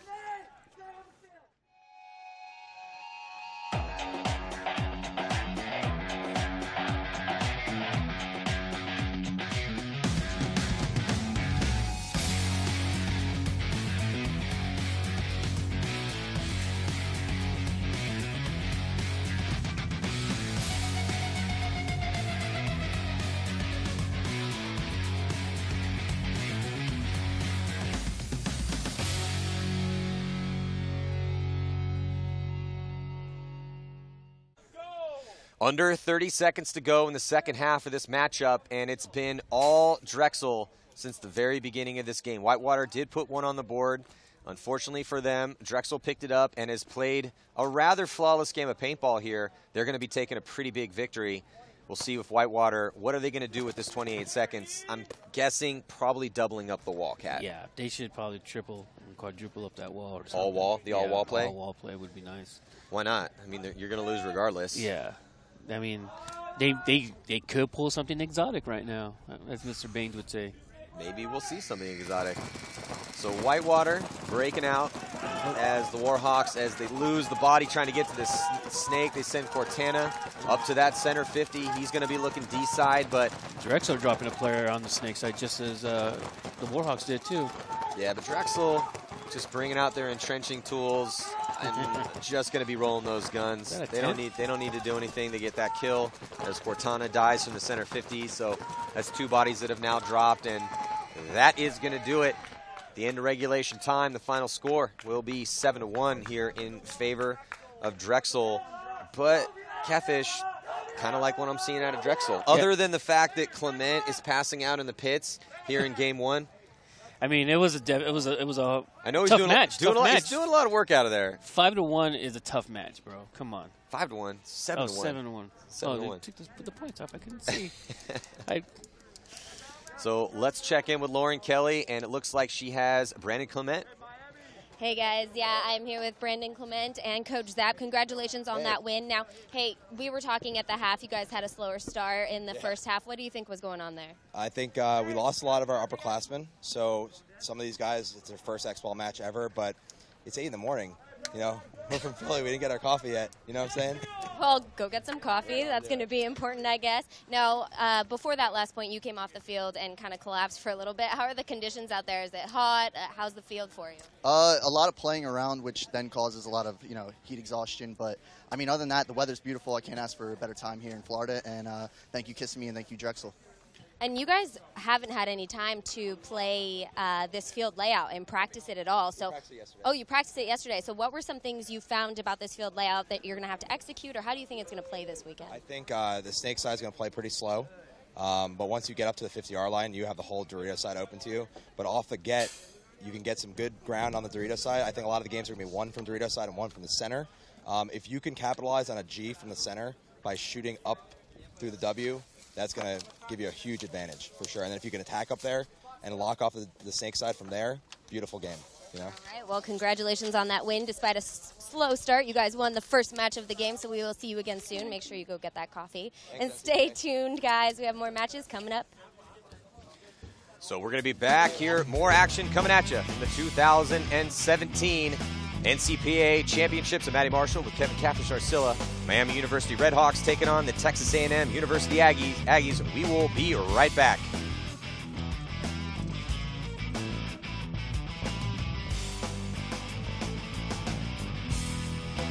The DyeGF Boomstick is the next evolution of the legendary dye barrel line. Our glass fiber barrels are constructed using the same custom assembly process as our trusted carbon fiber barrels.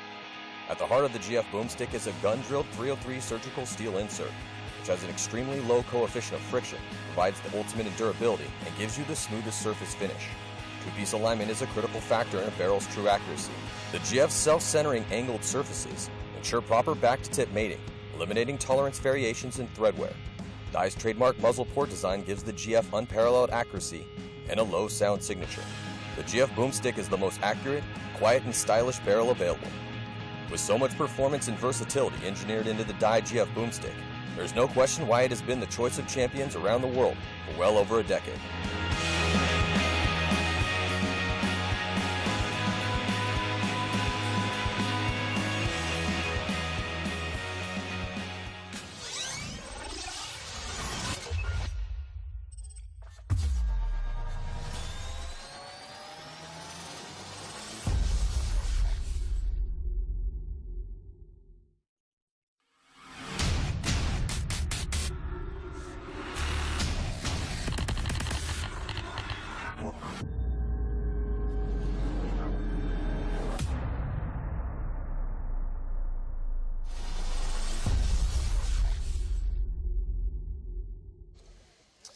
Welcome back, 2017 National Collegiate Paintball Association Championships. I'm Matty Marshall with Kevin Catfish Arcilla. So apparently we've been mispronouncing your name for the past 20 years, Catfish. Can you please explain 40 years that? for me, yeah. I can't believe this.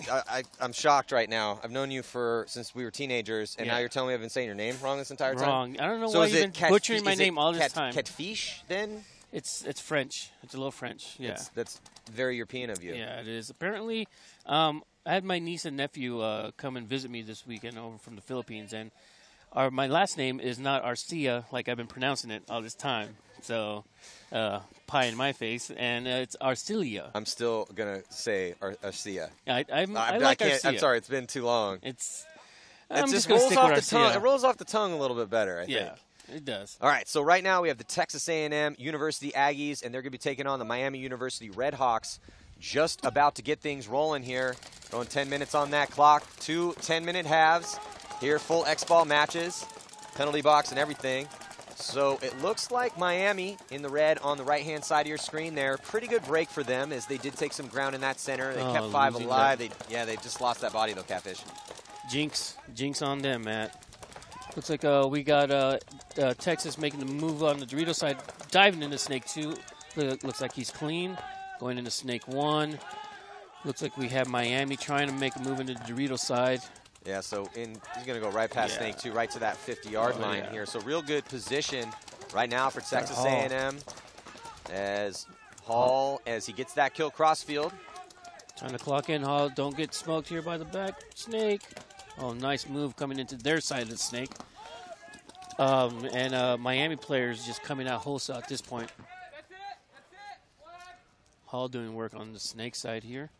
So pretty quick point for Texas A&M.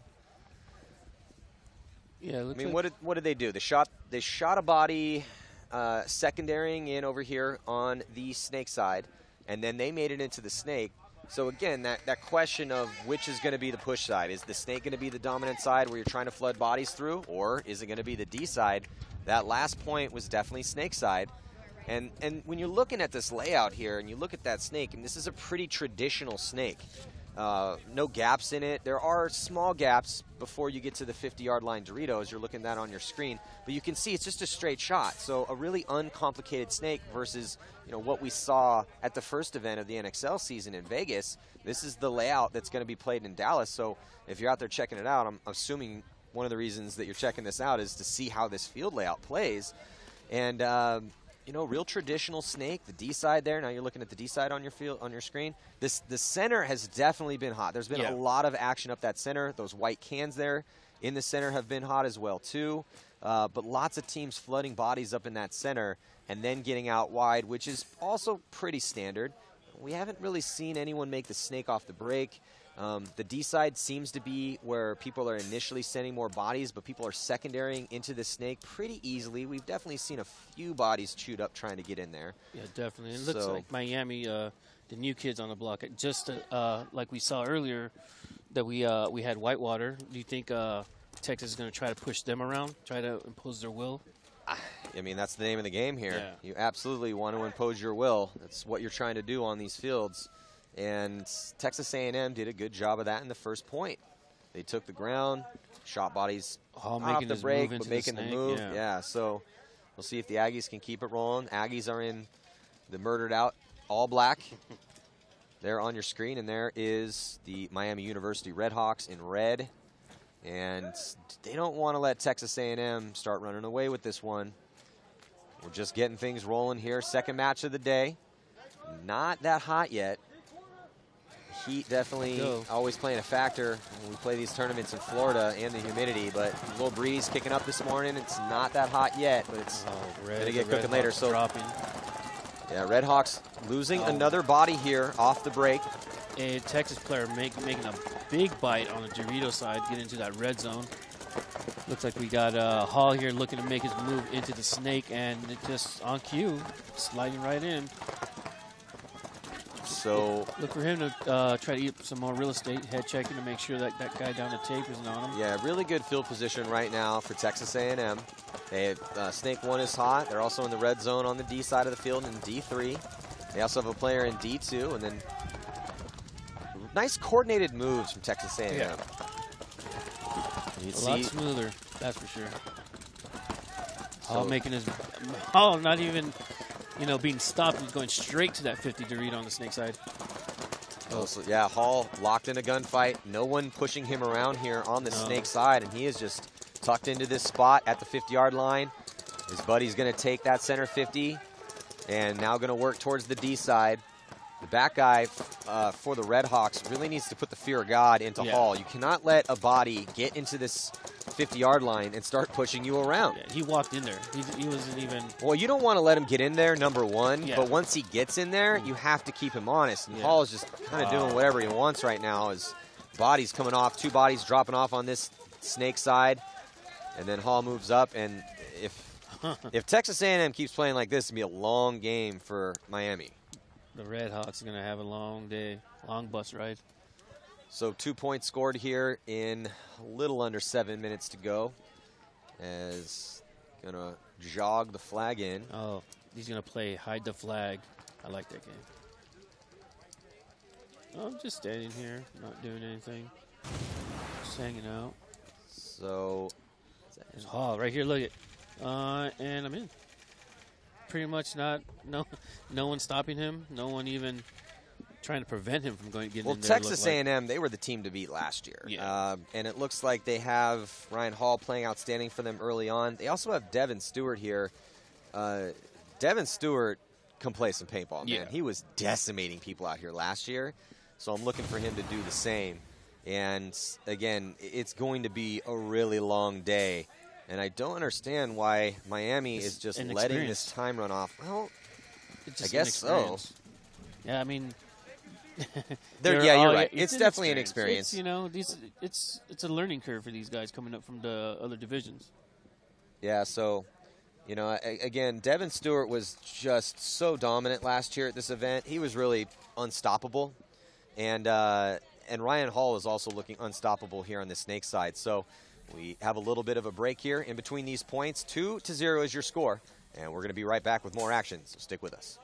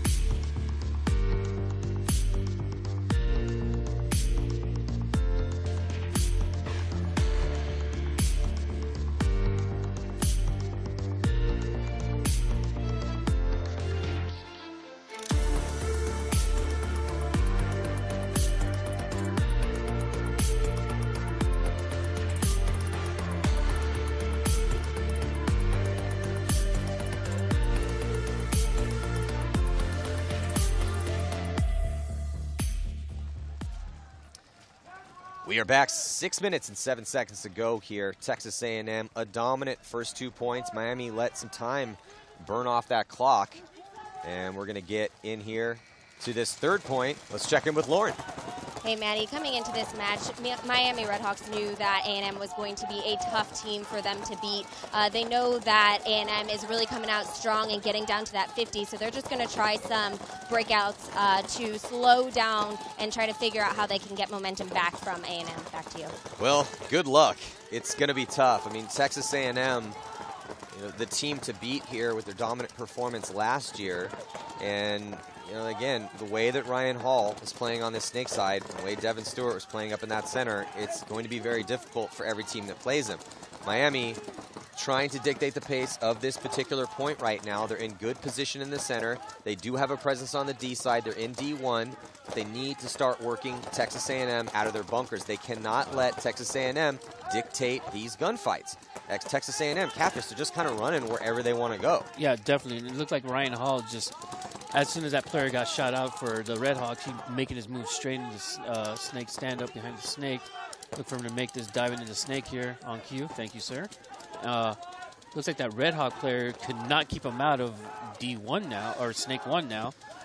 See, this has been constant for the first 2 points, and now in this third point, the Redhawks, you have to expect that Texas A&M, if they're not in that snake right away, Hall's going to be working his way in here. 2 confirmed kills. Hall is just, Gave him a little streak. Your hair didn't have color, sir. Yeah, I mean, give you a little color.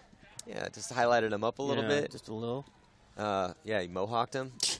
But Hall is just making it look so easy over here. And why is he making it look easy? Because of the presence of the gunfights that are happening behind him. The Redhawks are being put in their bunkers. They're letting Texas A&M push them around in their spots, and then they're losing too many bodies here, and Texas A&M is just making real easy work of Miami University Redhawks right now. 3-0 is the score. 4 minutes left to go here in this first half. Yeah, well, Hall's looking like he's having a great game, but that's only possible because, like you said, his back players are keeping him alive and winning their gun battles, you know, and just keeping guns busy. So let's check out this replay. So you're looking at the gunfight here on this snake side of the field, and you see that body get in and then immediately get taken out. Yeah. So they are pressing the issue over here, but the problem is just more calm and composed, solid gunfights are happening on Texas A&M side. You can always tell by the body language. When you're watching a game of paintball, you can tell how confident a team is by their body language, which is like we were talking about Clement in that first match. For Drexel, looked very smooth in his body language. You can tell that he had walked the field. Looks like they got some reps on this layout yesterday. This layout just came out. we're seeing the same thing out of Texas A&M, but no surprise here. This is definitely one of the favorites in this tournament. They're looking like one of the favorites. They're playing a real tight paintball, not making any mistakes. I haven't seen one mistake made from anyone on Texas A&M yet. It's experience and knowledge. I mean, these guys have been here. They know what it takes to win. Like you said, they're one of the favorites to win the event. And then you have the new kids on the block just thrown into the deep end, kind of with Texas. So it's going to be a tough learning curve for these teams coming up through the ranks. And, I mean, just as everyone's seen here, hey, the you Red might Hawks as well are getting a lesson right now. Hey, Catfish, you might as well get it out of the way early, right? I mean, might as well. I would want to play one of the favorites right away to at least see where we stand. This is a lesson for them. You want to be the best, you got to play the best. You got to beat the best, and you got to get past Texas right now, Miami, and it's going to be a tough job ahead of them. Well, we'll see how they answer. There's a lot of time left in this game. We're talking about we have another 10-minute second half to play. There's 3 minutes and 38 seconds left in this one. They're only down by 3, but we've talked about this. If you've been watching tournament paintball for the past 7-8 years, the dreaded 3-point spread. Once a team, the statistics on a team going up on another team by 3 points, it's really, really bad. Yeah. So you want to. Again, there's a lot of time to work with here, but they have to keep it close. Must-win point right now for Miami if they want to stay in this match. Yeah, definitely must-win point. So they went conservative. They doubled up that back center and trying to get a shot on one of the players moving up into their secondaries. Texas A&M, though, Catfish, they're not taking much ground off the break. No, not at all. And it looks like that snake player, one of the, it doesn't seem to be Hall. Looks like he's coaching at the current moment, but looks like that snake player just as well as trying to get in there and not going to have any problems getting in there, looks like. Actually, the Red Hawks having 2 guns on the snake, keeping them out of there. I think that's going to be their new plan, keep them out of the snake. Too many points being conceded for them that way. Well, you absolutely want to keep bodies out of this snake. I mean, that's pretty much, you could say that for every paintball game that's played on an airball field. And there he is. Finally, it looks like University of Miami University, finally getting a kill on Texas A&M. So we'll see if they can do something with that. Unfortunately for them, it looks like the snake is hot again for Texas A&M. So Texas A&M, though they are taking ground on that D side, the snake is really where they're pushing through. Yeah, definitely. Oh, but he gets just a little sloppy here in the snake for Texas A&M. As it looks like that was I was going to butcher that Fuchigama. name. I'm not butchering that name. Oh, man, I think Fuchigami. You're going to get some emails. You can get some emails, Colin Fuchigami got into this 50-yard line here for Texas A&M, and on his first engagement, gets shot right in the goggles. And there's another body now coming off for Texas A&M on that D side. So this is Miami's opportunity. This is what they needed. Down by 3, only a minute and 51 seconds left to go here in this first half. Looks like they got a 1-on-2 now in Miami's favor. They've got to close this one out. They do. They got to win this. This, like you said, it's a crucial point. You don't want to. If you drop 4 points, that's a no man's land at that point. So Faye for Miami, he just needs to engage, but lay off a little bit. You don't want to heavily. If it's a 2-on-1 situation, you got to be real careful. See, Faye just dropping the ball over here, Catfish. Yeah, definitely. It's like we're jinxing these guys, or we see what's going to happen next. Hey, that's our job. Your job is to call the game. And Faye here, look, a 2-on-1 situation, when the one is shooting at you, tuck in. And if you're not being shot at, move up. That's how you play a 2-on-1. You do not need. There's no reason to get in a needless gunfight in a 2-on-1 situation. There's no point to that engagement. This is why you run this drill. You run this drill so that if you are the one, that you learn those tendencies of the players trying to close out on you, so you can be in this situation. You get that clean kill. Now it's a 1-on-1, and you're burning time because that's all Texas A&M needs to do is just burn this 37 seconds off. Regardless if they win this point, doesn't matter. Not sure who that is here for Texas A&M. Sabat, I believe. No, I think it's Edwards. No, it's Sabat. Sabat? Unfortunately, our numbers are backwards here on these. Okay, so, I mean, he did a great job, and Faye just really dropped the ball. Again, if it's a 2-on-1 situation, you do not move up when you're being shot at. You move up when the guy turns. It's one guy. It's just one guy left. When he turns his gun to your buddy, that's when you move up. Oh, wow. So he's going to run and grab that Sabat. flag, and here comes Sabat. Put on his fast pants trying to get in there. I think he might have just got shot. I think he might have taken one on his left leg. You see that pain on his left leg? I did.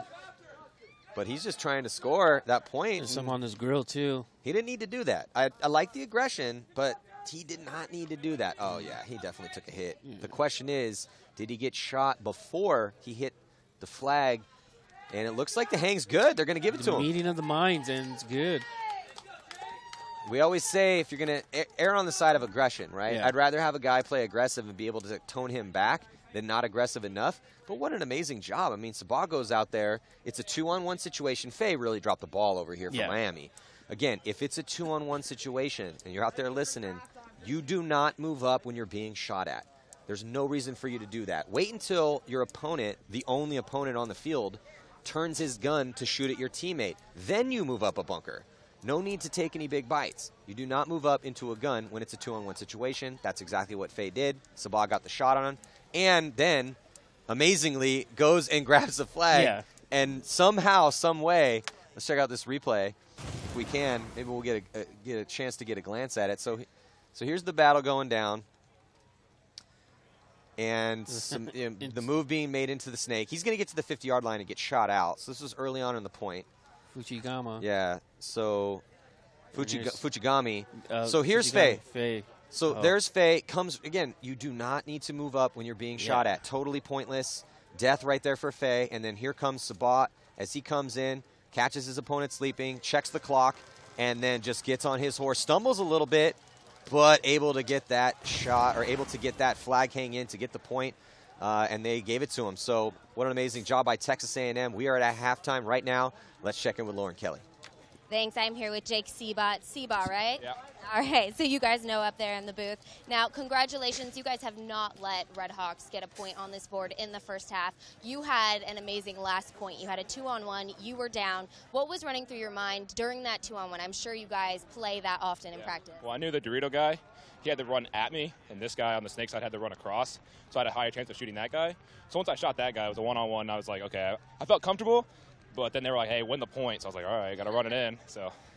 All right, well, that's what I was going to ask you. You only had 1 second on the clock when you hung that flag. You had a 3-point lead. You didn't need to run the flag, but you said that they were telling you to run in the flag. Was there any kind of strategy what area of the field you wanted to run down to make sure you didn't get hit? It was very random, but I knew if he was on the Dorito side, if I ran snake side, I had a higher chance with the W so big, but that's about it.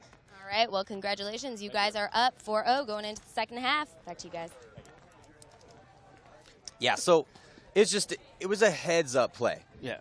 Again, Jason Seabaugh, heads-up play, kid. Nice work. A solid performance by Texas A&M. They looked relatively flawless in that first half. The score is 4-0. A lot of work from Miami University Redhawks need to be done in the second half. They're talking about it in their pits. We're going to take a short break. We'll be right back.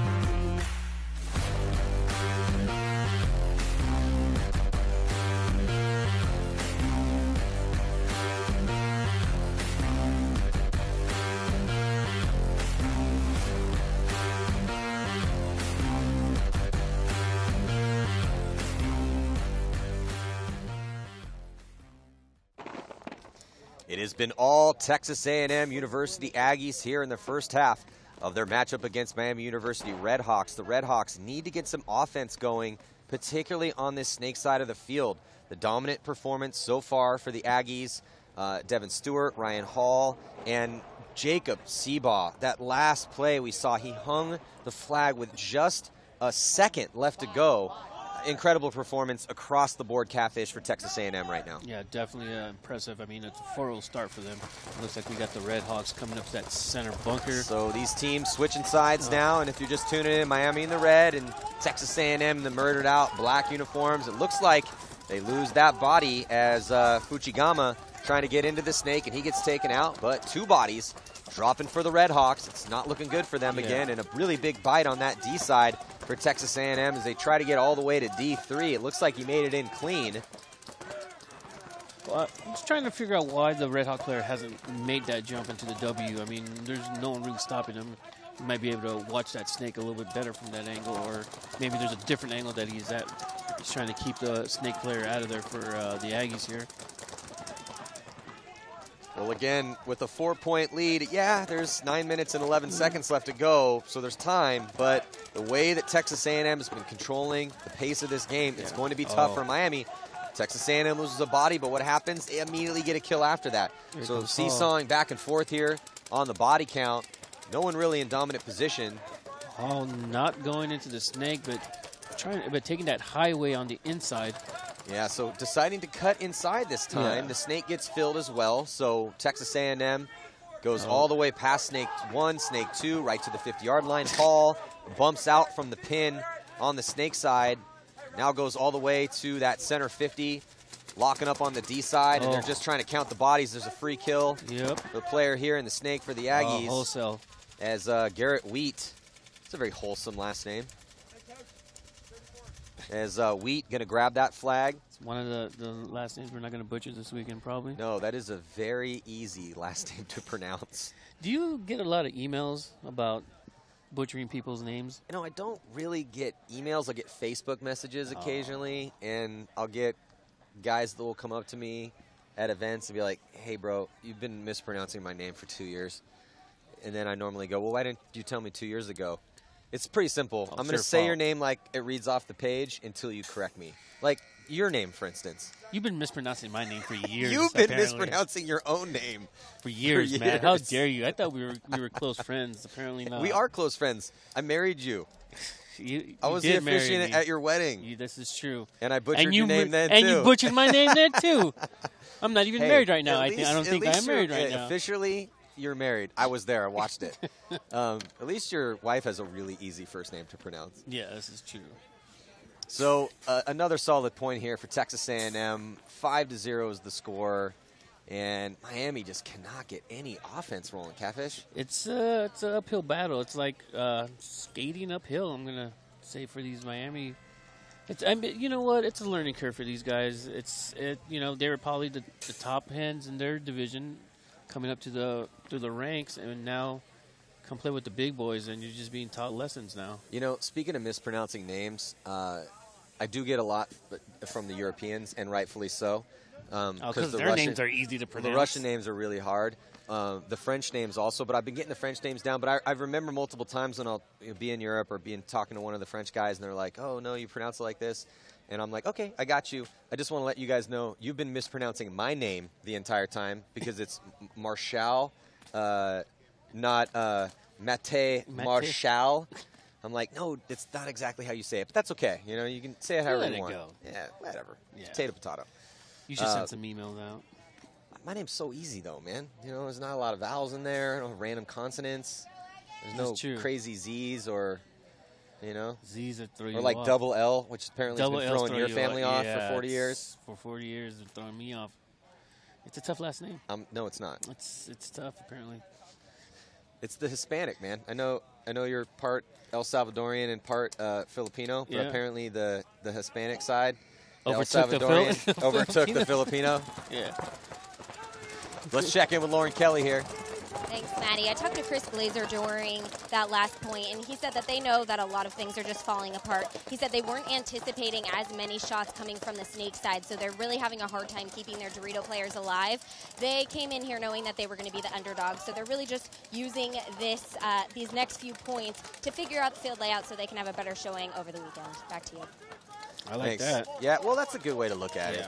I mean, you definitely want to use this. You're playing one of the favorites here, potentially the favorite. Hall is having a game. Sorry to interrupt yeah, you. no, but absolutely. Jesus. Hall is having a game. I mean, pretty much everyone. Oh, and I jinxed him. Well, him. yeah, you jinxed Hall as he got Cyclops coming off, and they also lose a body on that D side. So just 3 players left alive for Texas A&M. This is Miami's opportunity, but they have no ground. They have all of the back bunkers in that gray area of the field. And then now making a move here on the D side, obviously feeling a lot less pressure as there's just 3 players left alive for Texas A&M. But I'll tell you what, the way that Texas A&M's been playing and how tight they've been in their gunfights, it would not shock me if these 3 guys pulled it off. Yeah. I mean, Miami, as you see all the Miami players in that shot, I mean, there's no urgency in them, to make moves. And if they want to learn the layout and learn different angles, they're going to need to make some moves to try to win these gun battles that they keep losing. Looks like who do we got here in the snake for? Well, this is because of the big back bunkers. I mean, you have Fortress behind the snake. Uh-huh. You have another Fortress in the stand-up temple in the center, which people have been doubling up.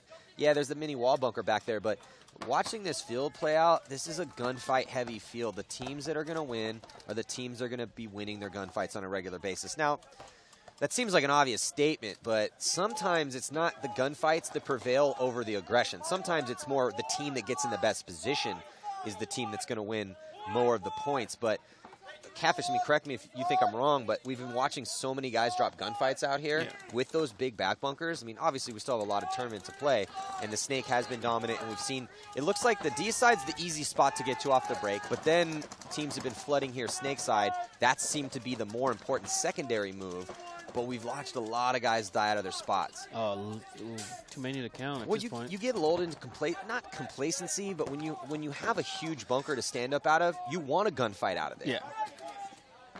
You definitely you move around and you just get antsy in there, I'm thinking. Well, when you have a lot of bunker to work with, you want to work with the bunker. So I think that we're seeing that out of the back bunker here, the insert bunker on the snake side, and both the stand-up temples. We've seen a lot of guys die out of those spots, and also out of the Aztecs and the back bunkers on the D side. Looks like we have Salinas here in the and a penalty. First penalty of this particular match. We saw a couple in the first game. So they're going to go to the box. It's a 1-minute minor. Would that turn into a 2-on-1, maybe? Well, this is a 3. So Miami, for the first time, is going to be able to get past the 50-yard line. And here comes the attack. And they run down the last player for Texas A&M. And Miami going to put their first point on the board. Here Score we go. Is going to be 5-1 with about 4:20 left. Here we go. That's 1 point. 4 more to go. I mean, is it possible? Absolutely. Oh, yeah. Is it probable? No. Not the way that Texas A&M's playing, and not on this layout. This is because of all of those big back bunkers. This layout can definitely be one of those. You're going to see potentially some situations where you can stave off an attack. Yeah, where definitely. if guys are pushing aggressively because you have a lot of bunker to work with, it's going to be tough to push and score quick points on this field. I would like to see. Obviously, this is the situation that Miami's in now. So we're going to find out if that works. How can you score quick points if you're down? Miami has no other choice. Yeah, definitely. I mean, is it possible? Yeah, it definitely is possible. Will it happen against a seasoned team like Texas? Very doubtful at this point right now. But the point is they have to try. Yeah, 4:25 on the clock, down by 4. That minor penalty is going to come off because they lost the point. So Texas A&M will start with 5 bodies. So now I'm wondering, again, what is going to be the best way to run a game plan with this layout the way it is in order to score a quick point? Because that not only has implications here for this tournament, but since we're playing the layout for the next big event, the next NXL event, that also has implications for the next tournament, the big tournament coming up. This is obviously the biggest college paintball tournament in the world, and this is a very crucial moment. We've seen awesome comebacks before win tournaments. How can you aggressively push up this field? Obviously, we've seen that center doubled up already, so that's where it's going to come. We know you can secondary into the snake, but how exactly are those secondaries going to go off of the initial attack? Well, we should be finding out here because that's what Miami needs to do. Well, it looks like a lot of the points, when the players get into the snake, it looks like the Texas player is just coming straight to that 50, and he's just having lunch in there, just eating everybody up, you know what I mean? Yeah. dominant performance so far from Texas A&M. Yeah, they stumbled a little bit in that last point, but they didn't even, they lost a couple gunfights, but that was pretty much it. Yeah. So Miami not going with an aggressive game plan, going back to their traditional double up that back center and get out wide. You can see there on the left-hand side of your screen, but that's not going to work here. This is what Texas A&M wants Miami to do. Yeah. If I was Texas A&M, this is the exact game plan I'm hoping Miami runs. Well, it's, you know, like I said, they're trying to learn, but you're not going to learn in the back bunkers, unfortunately, you know. And they need to be a little bit more aggressive, try to find angles, try to, you know, fight their way at least back into this game. Well, you have nothing to lose. Yeah. There's under 4 minutes to go. You're down by 4. You know what? You're always going with the highest probability, right? Yeah. You're always trying to give yourself whatever advantage you possibly can muster. You're not going to give yourself an advantage if you're in Miami when you're down by 4 and you're just taking all of the back spots and not pushing up the field. That's not the highest percentage for you to score quick points, because then what are you doing? You're hoping that you're going to shoot a guy off the break and then win a couple gunfights. That's not what Miami's been doing against Texas A&M so far in this match. The reason why the score is 5-1 is because Texas A&M is doing a better job at shooting bodies off the break and winning gunfights. And so Miami is playing to the strength of Texas A&M right now. Yeah, definitely. I mean, what do they got to lose? I mean, are they afraid of being blown out? Unfortunately, sorry to let you guys know this. It's a blowout right now. Might as well, you know, just run in there and try to learn stuff. Roll the dice. Yeah. Double. We know you can make 2 bodies up that center. I don't think we've seen anyone die trying to get to that center 50 off the break yet. Now, that doesn't mean that there's not a shot out there somewhere. You can find that shot, but we've already seen teams double up this center 50. And now you have a situation where Texas A&M has Hall and the Snake again, and now there's only 2 minutes and 25 seconds left, and and Miami is they're just chilling in their bunkers, rolling their guns. Miami's playing this point like they're up by 4. Yeah. It looks like Hall trying to find different angles, trying to see what he can do here. Oh, did you shoot that guy in the hopper? That'd have been awesome. Nope. So there's Miami on the left-hand side of your screen, finally digging out with a fill to the stand-up temple on the Snake side. Throws a pod over to his buddy in the back corner. Keep me alive. Well, I mean, that is a move forward technically, but not by much. Yeah. But the problem is, with Hall in Snake 2 now, he's going to be able to cut up that D side and stop the attack over there. Texas A&M is also slowly but surely making their way up on that D side of the field. So it's, you know, Texas A&M's just going to be tightening it up. Yeah, they do lose a body, though. So Miami does win a gunfight, put themselves in a little bit better position here. But it looks like Hall shoots out his mirror, or actually shoots out his opponent. It's not exactly his mirror, but shoots out the guy he's worried about, who's the farthest body out wide in that back corner bunker there on the left-hand portion of your screen. He's still looking at that stand-up temple. Highway. So Hall jumps over, runs the highway to get to the 50-yard line, and he's going to... Oh, here it comes. He's going to tuck in. A little bit of a desperation run here from Miami, trying to take Hall out, and there's you think Hall knows that there's still a guy here in the... Nope, I don't think he does. I don't think he does. Oh, maybe. Wow, did Hall just get the... Wow. I mean, Hall making it look relatively easy over here. He had no idea that guy was in front of him, but it didn't matter. I mean, he, on the sprint, realizes, my God, there's still a body over here, and shoots him on the run, doesn't get shot, and then I think he also got the last guy, too, so call that a 3-pack for Hall? Yeah. 4? 4 or 3, what do you think? I think it was a 3. Mirror, Snake, the other 2. Just making it look easy out there. Ryan Hall, Texas A&M had a great breakout. Slow breakout, conservative breakout for Texas A&M. Why? Because they're up by 4 points. Now up by 5. Miami, once they realized that Miami wasn't going to be pushing at them, then Hall, even though he didn't need to do it, you can checking out the replay. So there's Hall calling his first kill on the back corner bunker here, Snake side. Playing nice and, look how tight he's playing. He goes into the highway at this point. Confident body language. And then look at this, tucks in when he's getting run down, shoots that guy. So that's 2 confirmed. I'm not sure if his buddy got a shot on him too. Regardless, stays low, using all the bunkers, and then he's going to run through. We didn't quite see it there. Gets his 3rd kill. And just beautiful work by Ryan Hall and the rest of the boys from Texas A&M. 33 seconds left to go here in the second half. It's been all Aggies, and we're going to be right back. Stick with us.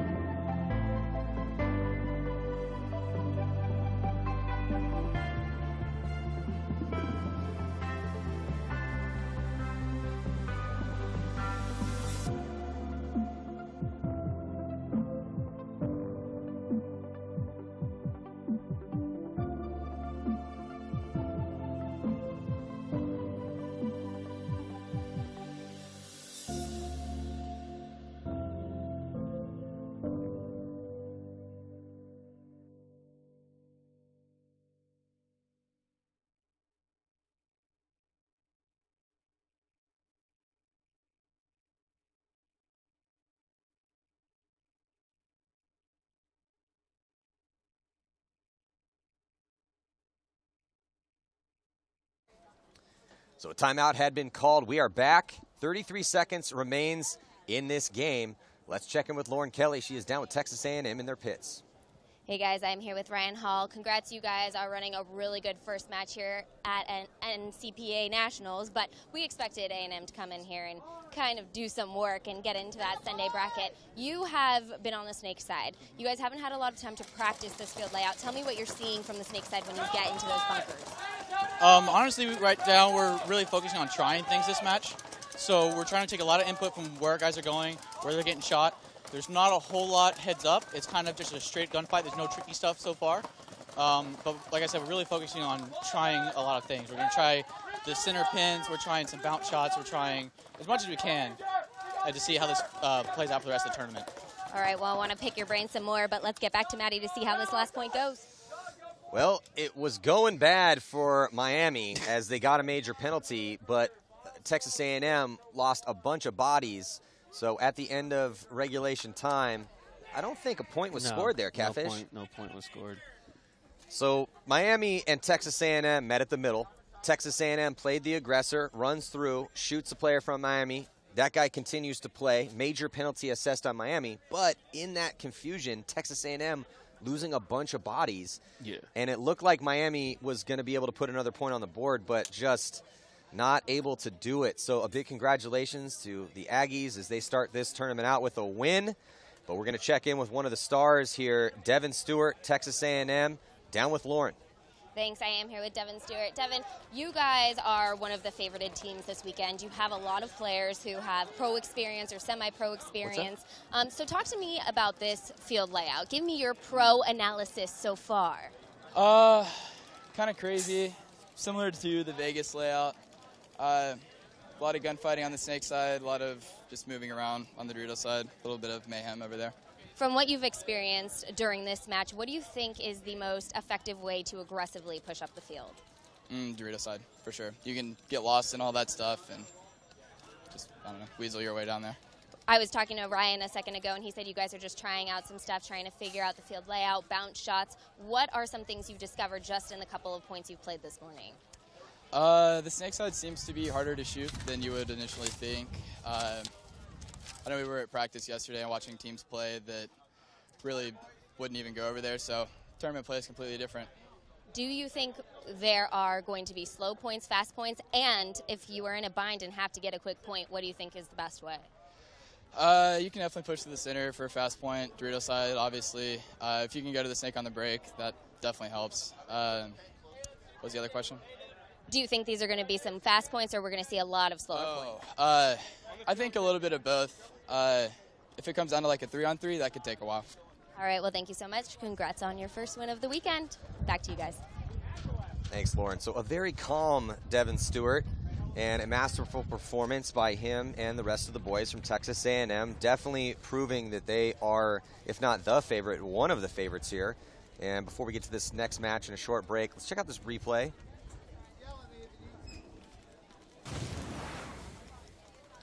So this is that battle, the very last bit, as we saw the run-through from Faye. So actually, no, this was the end of the point. So, you know, there was a battle in that center, and the penalty was drawn. But to close things out, Faye and Miami had shot a bunch of the guys from Texas A&M. That was the last body alive. But unfortunately for Miami, a little, too late, and they weren't able to get that point. So pretty big point spread loss for the Miami University Redhawks. And, yeah, and it was just a beautiful performance by Texas A&M. That's pretty much exactly what I thought that we'd see out of them. You know, again, Ryan Hall, I think Catfish probably one of the best performers that we've seen so far on this Snake side. We're going to see more out of Texas A&M and Miami University. It's going to be a long tournament. We're just getting things rolling here. 2017 National Collegiate Paintball Association Championships. We'll be back.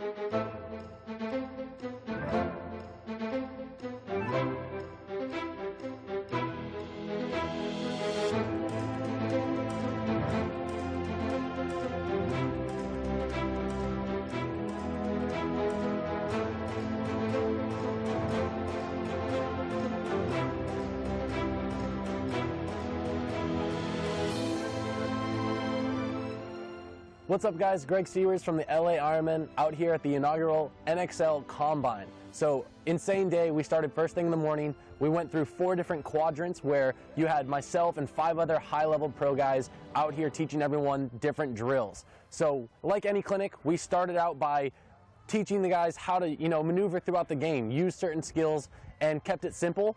And then moved on to time trials where we actually started testing their skills and grading them, because we actually had a bunch of high-level representatives from teams from Impact, from the Ironman. Billy Wing was here, Eric Crandall from Dyne's was here, scouting players. So the Combine's been a great opportunity for high-end pro teams to actually find the time to come watch some of the up-and-coming talent. So as we got through that, the guys got graded, they got broken up into teams, and then we got a little more complicated. We had one field running 5-on-3 drills and seeing how the players were able to break down the game. And then myself and Marcelo were working on a 3-on-3 half-field drill and watching the guys try to work together and build that communication. While you had Grayson Goff and Ryan Greenspan working on a snake drill and seeing those guys be aggressive and work together to get down the field. So breaking down the game. We finished up by walking the field that the guys are actually going to play the Combine tournament on and had an opportunity to watch them play together. We assembled their teams here, so a lot of these guys don't know each other.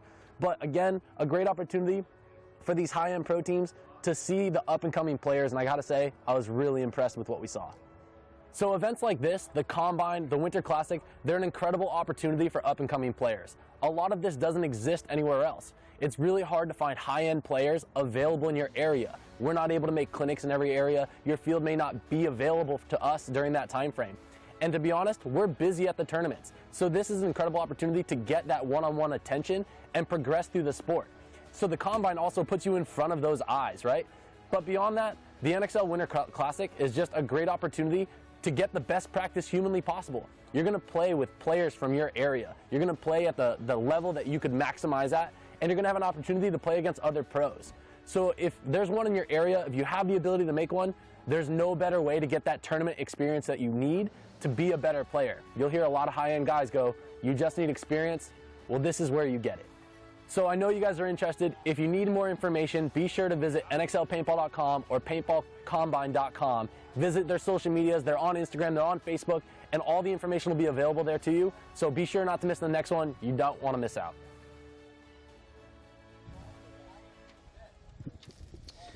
Welcome back. 2017 National Collegiate Paintball Association Championships. I'm Matty Marshall with Kevin Catfish Arcia. And right now we are about to watch the Clemson University Tigers take on the Temple University Owls in our 3rd match of the day. So far with pretty big wins. Drexel defeated the Wisconsin Whitewater Warhawks. And then the Miami Redhawks were taken down by the Texas A&M Aggies. So both Drexel and Texas A&M looking very good in their first matches.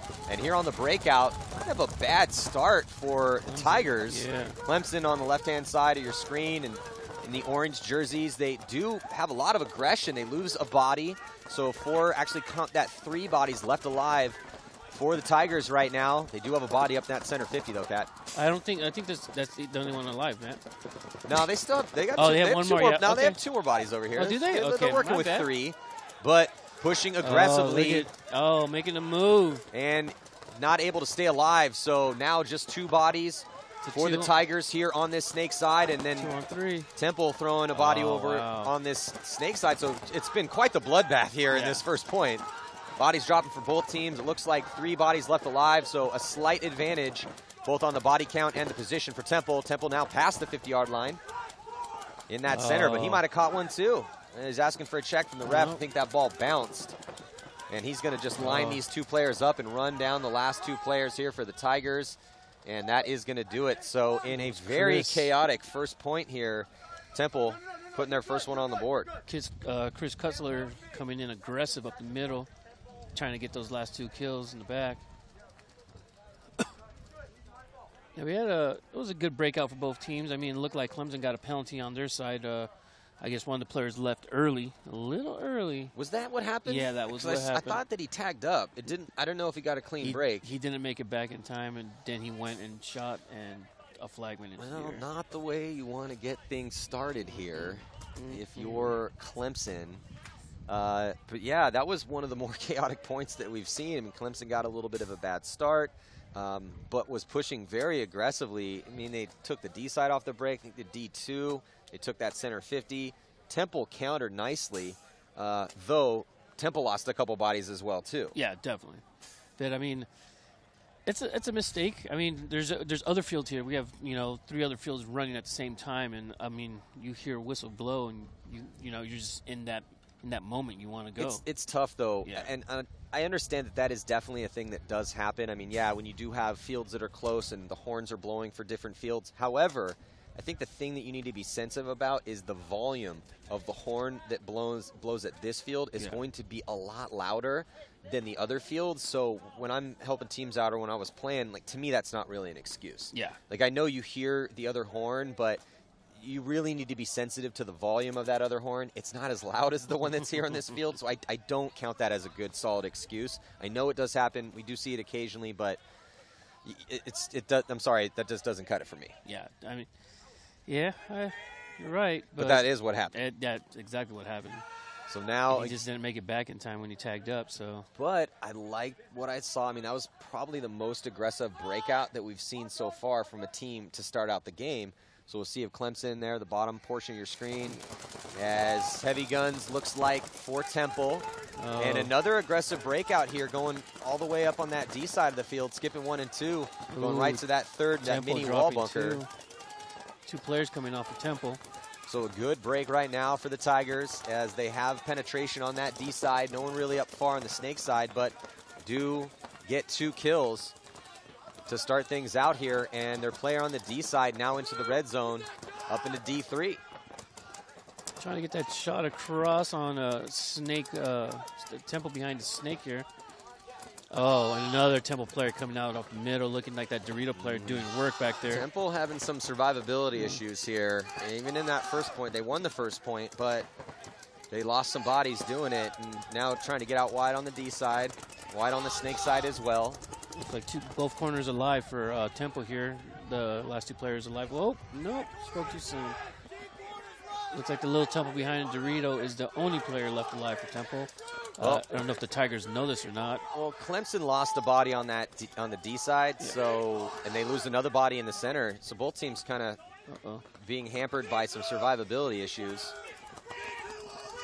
Another thing, too, that's not much of an excuse out here is the communication, as it looks like... Oh, chopped up. Well, look, Clemson put themselves in a good spot over here on the snake side, but lack of communication for Clemson, I'm sorry, for Temple, not knowing that body was there, and he was able to get that kill. But the thing that you can't really have communication, the lack of communication, be an excuse out here in collegiate paintball, because your coach is on the field with you. Right next to you. Yeah, right next to you. I mean, the coach is literally on the field. He's not on the playing field, but he's inside the net. So there's really no reason that you shouldn't have good communication here in collegiate paintball. Yeah, there's also coaching on the other side. So I mean, the Dorito side definitely has some coaching going down over there. And you're right. Either the coaches need to pick up and start looking around, joysticking their player down the field, or I don't know. Well, we got ourselves a tie ball game right now. 7:25 to go here in this first half. We're in the Temple pits, and we haven't seen a close game yet today. We saw 2 blowouts as Drexel beat up on the Warhawks from Wisconsin Whitewater, and then the Redhawks from Miami getting taken down pretty solidly by Texas A&M. Right now, tie ball game, Temple Owls taking on Clemson Tigers.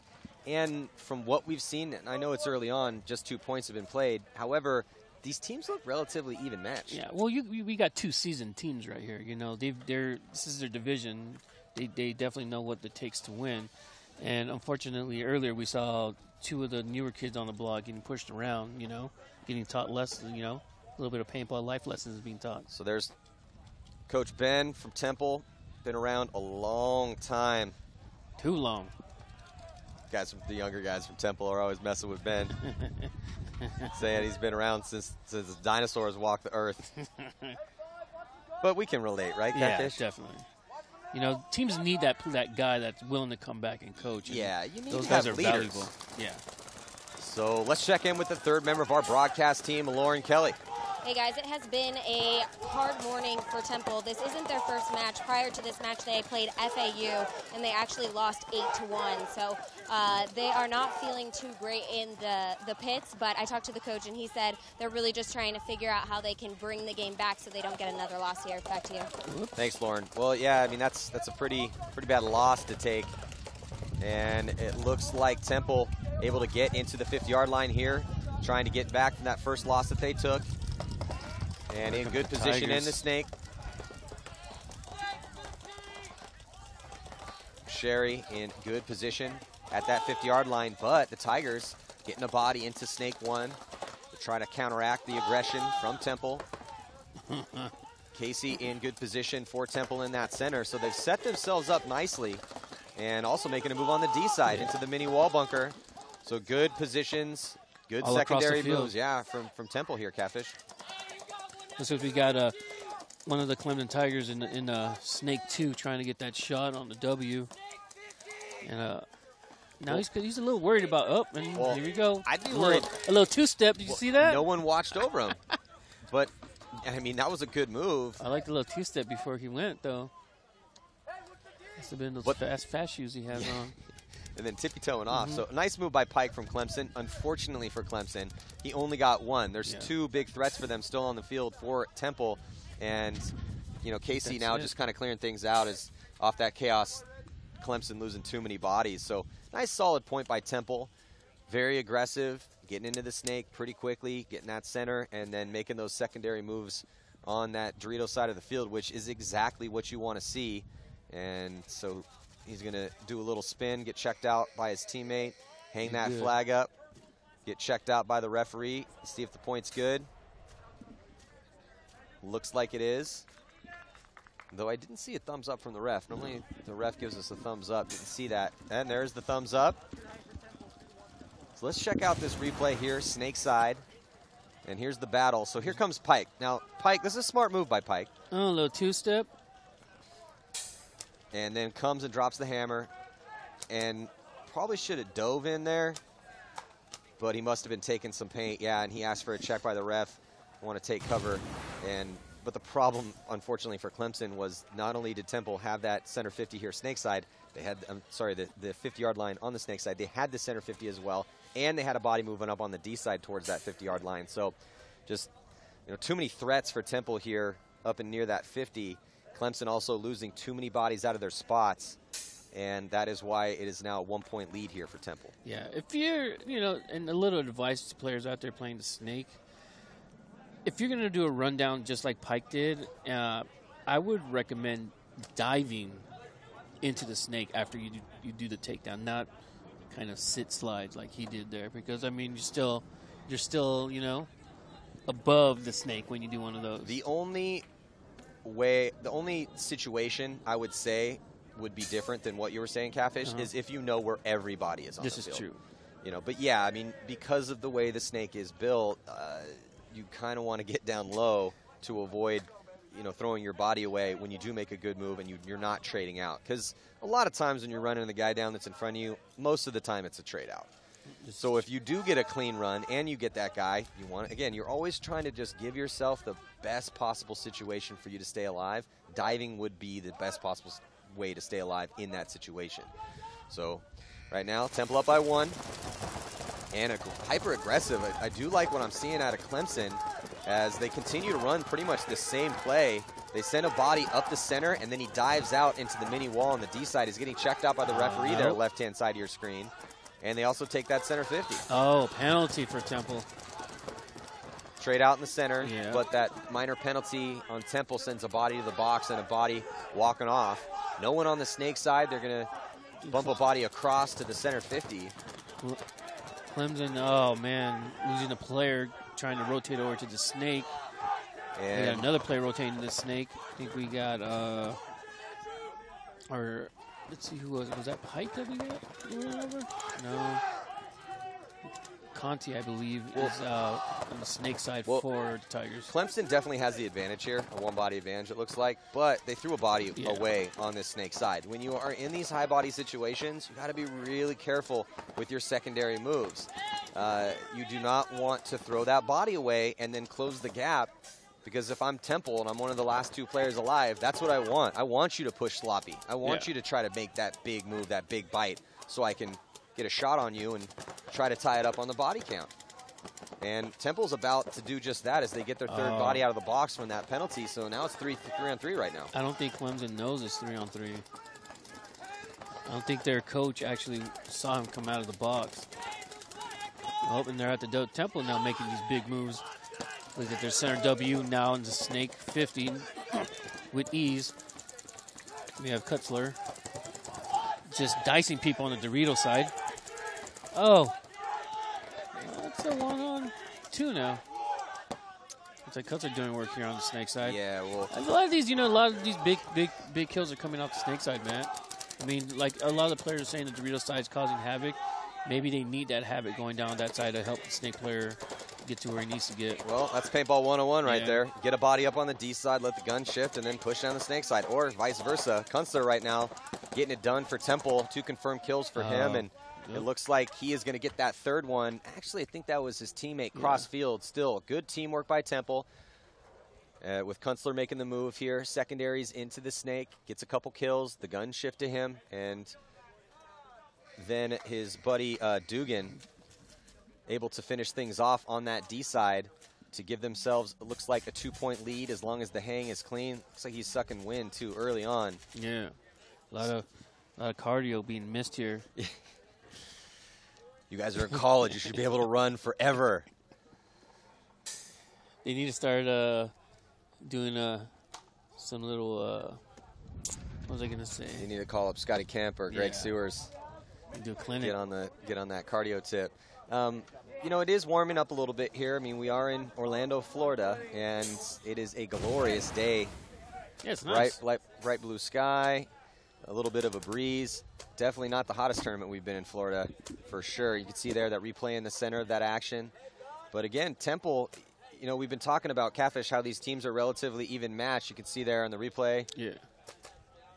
But, you know, Temple just slowly pulling away a little bit. Only up by 2 with a lot of time left. Let's check in again with Lauren Kelly. Thanks. I was in the Tigers pit during that brief break, and they're saying that their major problem is communication on the field. In the last few seconds of that last point, they had no idea that Temple had a player in the snake, so you're going to see him try to talk it up here. Very crucial. Communication is you can't overstate how important communication is. Also, because this is college paintball and you do have the ability to coach, there's less of an excuse for you not to have the communication going cross field. Another thing too, you know, it's another thing that seems relatively simple. There's only one way out of this field, right? Yeah. You have to walk out past the snake. So typically you want to tell your guys on the snake side, it's not just your responsibility, it's everyone's responsibility to do this. But if you are on the snake side, especially on a gunfight heavy field like this with big back bunkers, somebody has to be counting those bodies walking. Oh, yeah. They got to be called out. Heavy guns for Temple, 5 guns up for them. They do take a little bit of ground in that center. They do not go out wide at all, and they are able to produce results with that. Looks like a kill coming off this snake side here, Catfish. Yeah, looks like 2, and there's another one coming off. And did they go snake side heavy on those guns, man? I don't know. I mean, they had 5 guns up, so they were covering pretty much all angles of the field. They had guns shooting up the center. Guns out wide, snake side and D side, and there comes a huge fill. It's a big bite. Boucheri again as he gets to the 50-yard line, but they're making it pretty easy on themselves as they had that really good break. The heavy guns did work, and now a desperation fill. Yeah. Somehow Clemson able to make it out there. Yeah. Nope, finally gets taken out. One more player here, and it looks like he's been eliminated, or I'm not even going to butcher his name, his first name or last name, so he's number 4 to me. Boucheri. Oh, okay. I'll let you do the butchering. So another clean point here for Temple. Really came down to that solid break that they had. They went with 5 guns up. You don't normally see 5 guns up. They did take a little ground in that center, but it ended up working out for them. They shot a body off the break, another one directly after that, gave them a 5-on-3, and they finished the point out nicely. Now Temple score 4-1, minute and 51 seconds left to go in this first half. We're going to be right back. Stick with us. What up, guys? Brad McCurley of AC Dallas and Empire Paintball here. Gonna show you guys the new Vanquish GT. The main new feature with the Vanquish GT is gonna be the V16 drivetrain that's on the interior of it. This is your new bolt system. Go ahead and pop that out. So this is it. This is the new V16 drivetrain. We've filled a lot of the air release valve holes, so you don't see that on the back of the can anymore. And what that's gonna do for you is gonna put a increased amount of pressure on the forward motion of the bolt. You're actually able to drop your dwell down significantly as well as your ABS dwell down, so it makes it more efficient and a much softer shot as well. So the spring is what used to help with the forward motion of the bolt, so we wouldn't have the bolt stick. But now, because of the change in the engine altogether, we do not need the spring whatsoever. You'll see the new colors coming in. These are actually on the way right now. They're sharp.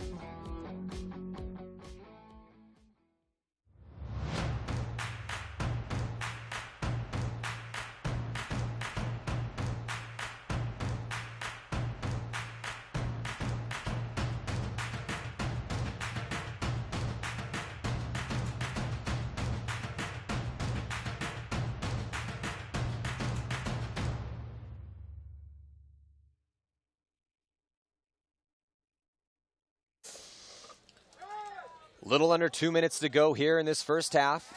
And after a close start, Temple really starting to pull away here and looking pretty solid. I like the game plans. They're effectively working those off the break shots. It looks like a timeout going to be called probably by Clemson. Catfish, if I was Clemson, I'd call a timeout right now. Yeah, I'd definitely call a timeout. Take a little breather, reassess the situation at hand. You're down by 3. Time to switch something up. Yeah, and it looks like with them calling that last second timeout, we're also going to take another quick timeout to hear a few words from our sponsors. So we'll be right back.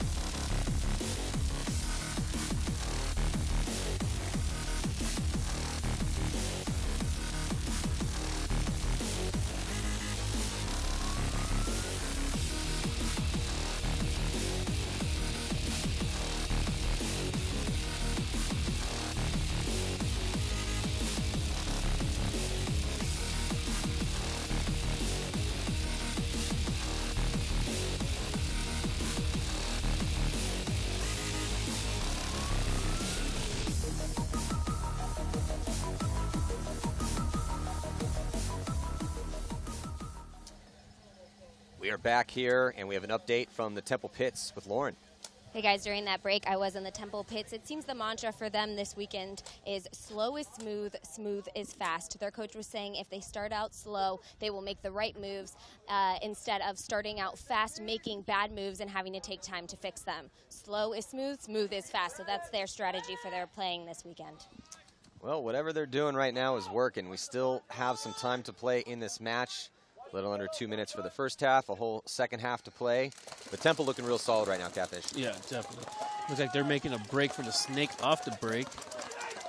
Look like Tiger's still doing. Oh, this is going to be devastating to this guy right here. Yep, back massage. Oh, we got chicken wing. Boucheri gets into the 50-yard line for back Temple massage. And just stitches up the center player for Clemson. And he's still chicken winging back there. He chicken winged him. I mean, he put didn't know what happened. 6'7" right in the small of his back. Chicken wings. I think those were hot wings right there. Yeah, he had no idea that was coming. And now Temple taking the 50-yard line here. So, Temple just outplaying Clemson. Got him. Oh, bad death for Boucheri. He gets hit cross field, but another body coming off. Count that. 2 more bodies coming off for Clemson. Just 2 bodies left alive for them. And now just about a minute to go here in this first half. We'll see if Temple can utilize this advantage, try to close out this point, put another one on the board, and take a pretty solid lead. 1-on-3 at this point here. Oh, man. Dugan now pushing up past the 50-yard line and Yep. trying to close this point out. They're absolutely going to be able to put this point on the board. Yeah. So very quick work for Temple. The Tigers, you know, the Tigers are coming out with some aggressive game plans, but they're just getting beaten in that secondary part of the game. I mean, you can almost look at the, you know, a paintball point as a 3-act structure. You have the beginning, you know, that first act, the very first beginning of the point. You know, what game plan are you going to run? How many bodies you can shoot off the break? How many are we going to lose? But then that secondary part, you arguably could say that's where the points normally won or lost. I mean, you could make a solid argument for all sections of the point. But the thing that Temple's doing better than Clemson is, yeah, they're having good breaks, Yeah. but those secondary moves, those next spots they go, the gunfights that they choose to engage in, that's really where I believe they're beating winning those. Clemson right now. Yeah, definitely. And I mean, Bashir went into that snake, you know, at ease and went straight to the 50 and then decided to give Pike a back massage in the middle. It doesn't look like – I like the game plans that Clemson's coming out with. They seem to be making their spots mostly. Yeah, they're losing bodies here off the breaks. Paintball, that's going to happen. However, they don't seem to really understand and be thinking about trying to stop Temple from making their secondary moves.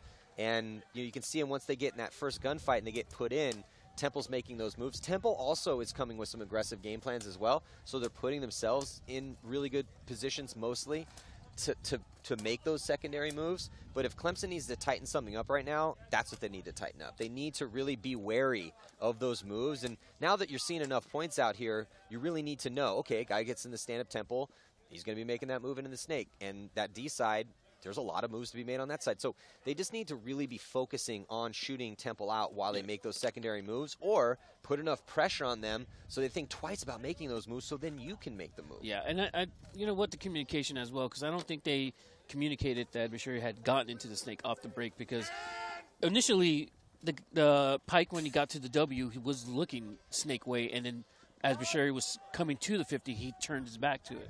So I think the communication is a key that they're lacking a little bit in as well. Oh, a huge break.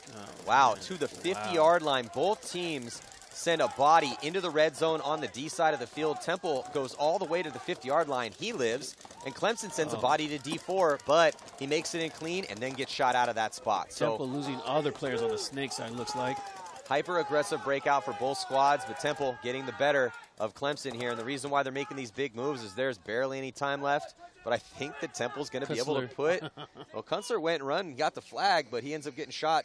Dugan's going to run and grab the flag. And with just under 10 to go, looks like there's going to be – I think that they think Clemson conceded the point. How would you do that? Try to make them hang it. And I don't really understand that one right there. I don't understand why Kunstler threw the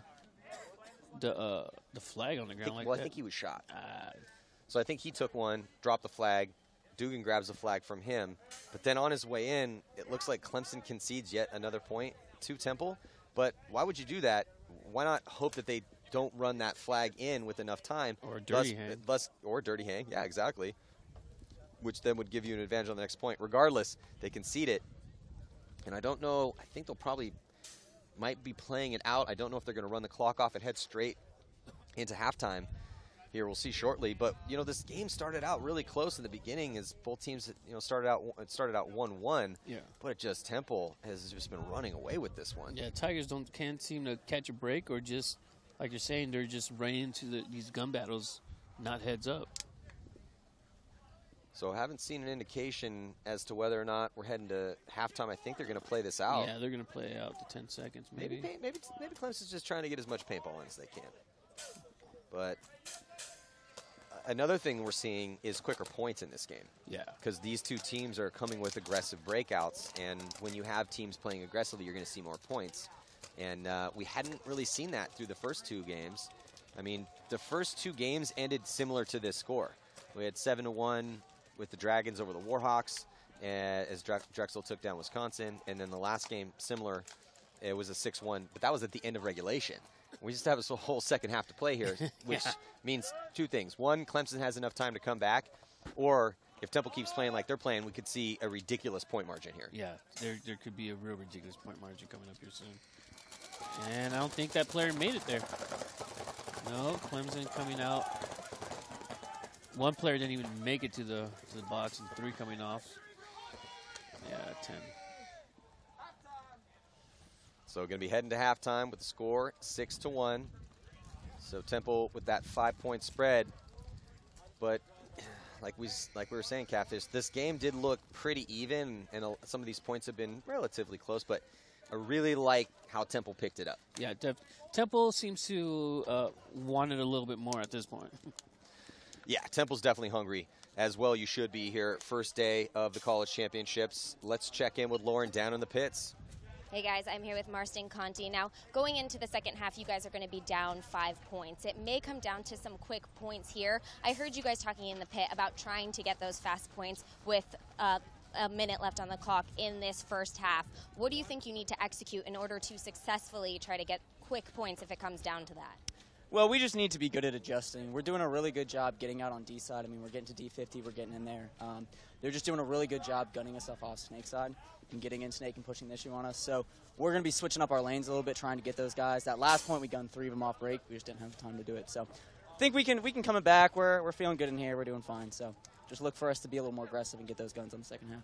I did hear you say, though, that they're going really wide off the break and you guys aren't able to prevent them from taking momentum. When a team gets out wide on the break like that, in your mind, what do you think you need to switch up in order to get some kills so you guys can take back the momentum?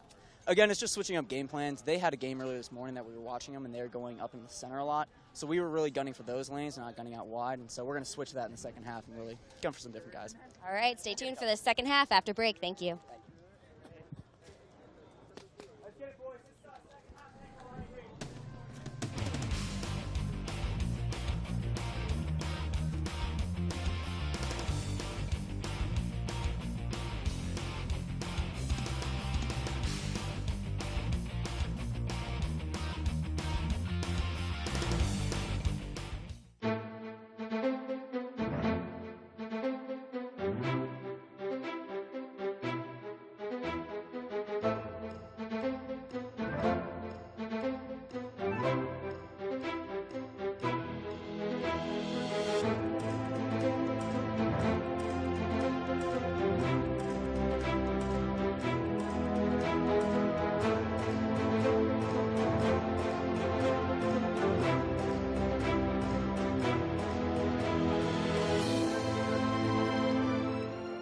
What's up, guys? Greg Sewers from the LA Ironman out here at the inaugural NXL Combine. So, insane day. We started first thing in the morning. We went through 4 different quadrants where you had myself and 5 other high-level pro guys out here teaching everyone different drills. So, like any clinic, we started out by teaching the guys how to, maneuver throughout the game, use certain skills, and kept it simple.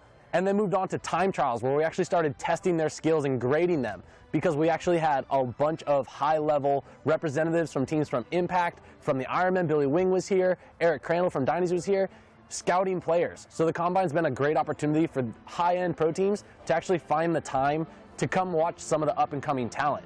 So as we got through that, the guys got graded, they got broken up into teams, and then we got a little more complicated. We had one field running 5-on-3 drills and seeing how the players were able to break down the game. And then myself and Marcelo were working on a 3-on-3 half field drill and watching the guys try to work together and build that communication. While you had Grayson Goff and Ryan Greenspan working on a snake drill and seeing those guys be aggressive and work together to get down the field. So breaking down the game. We finished up by walking the field that the guys are actually going to play the Combine tournament on and had an opportunity to watch them play together. We assembled their teams here, so a lot of these guys don't know each other.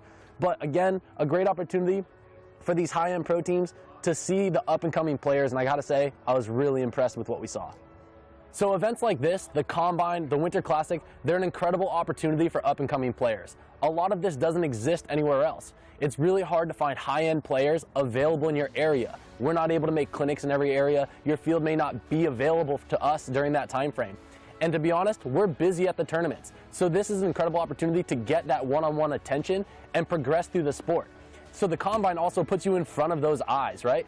But beyond that, the NXL Winter Classic is just a great opportunity to get the best practice humanly possible. You're gonna play with players from your area. You're gonna play at the level that you could maximize at, and you're gonna have an opportunity to play against other pros.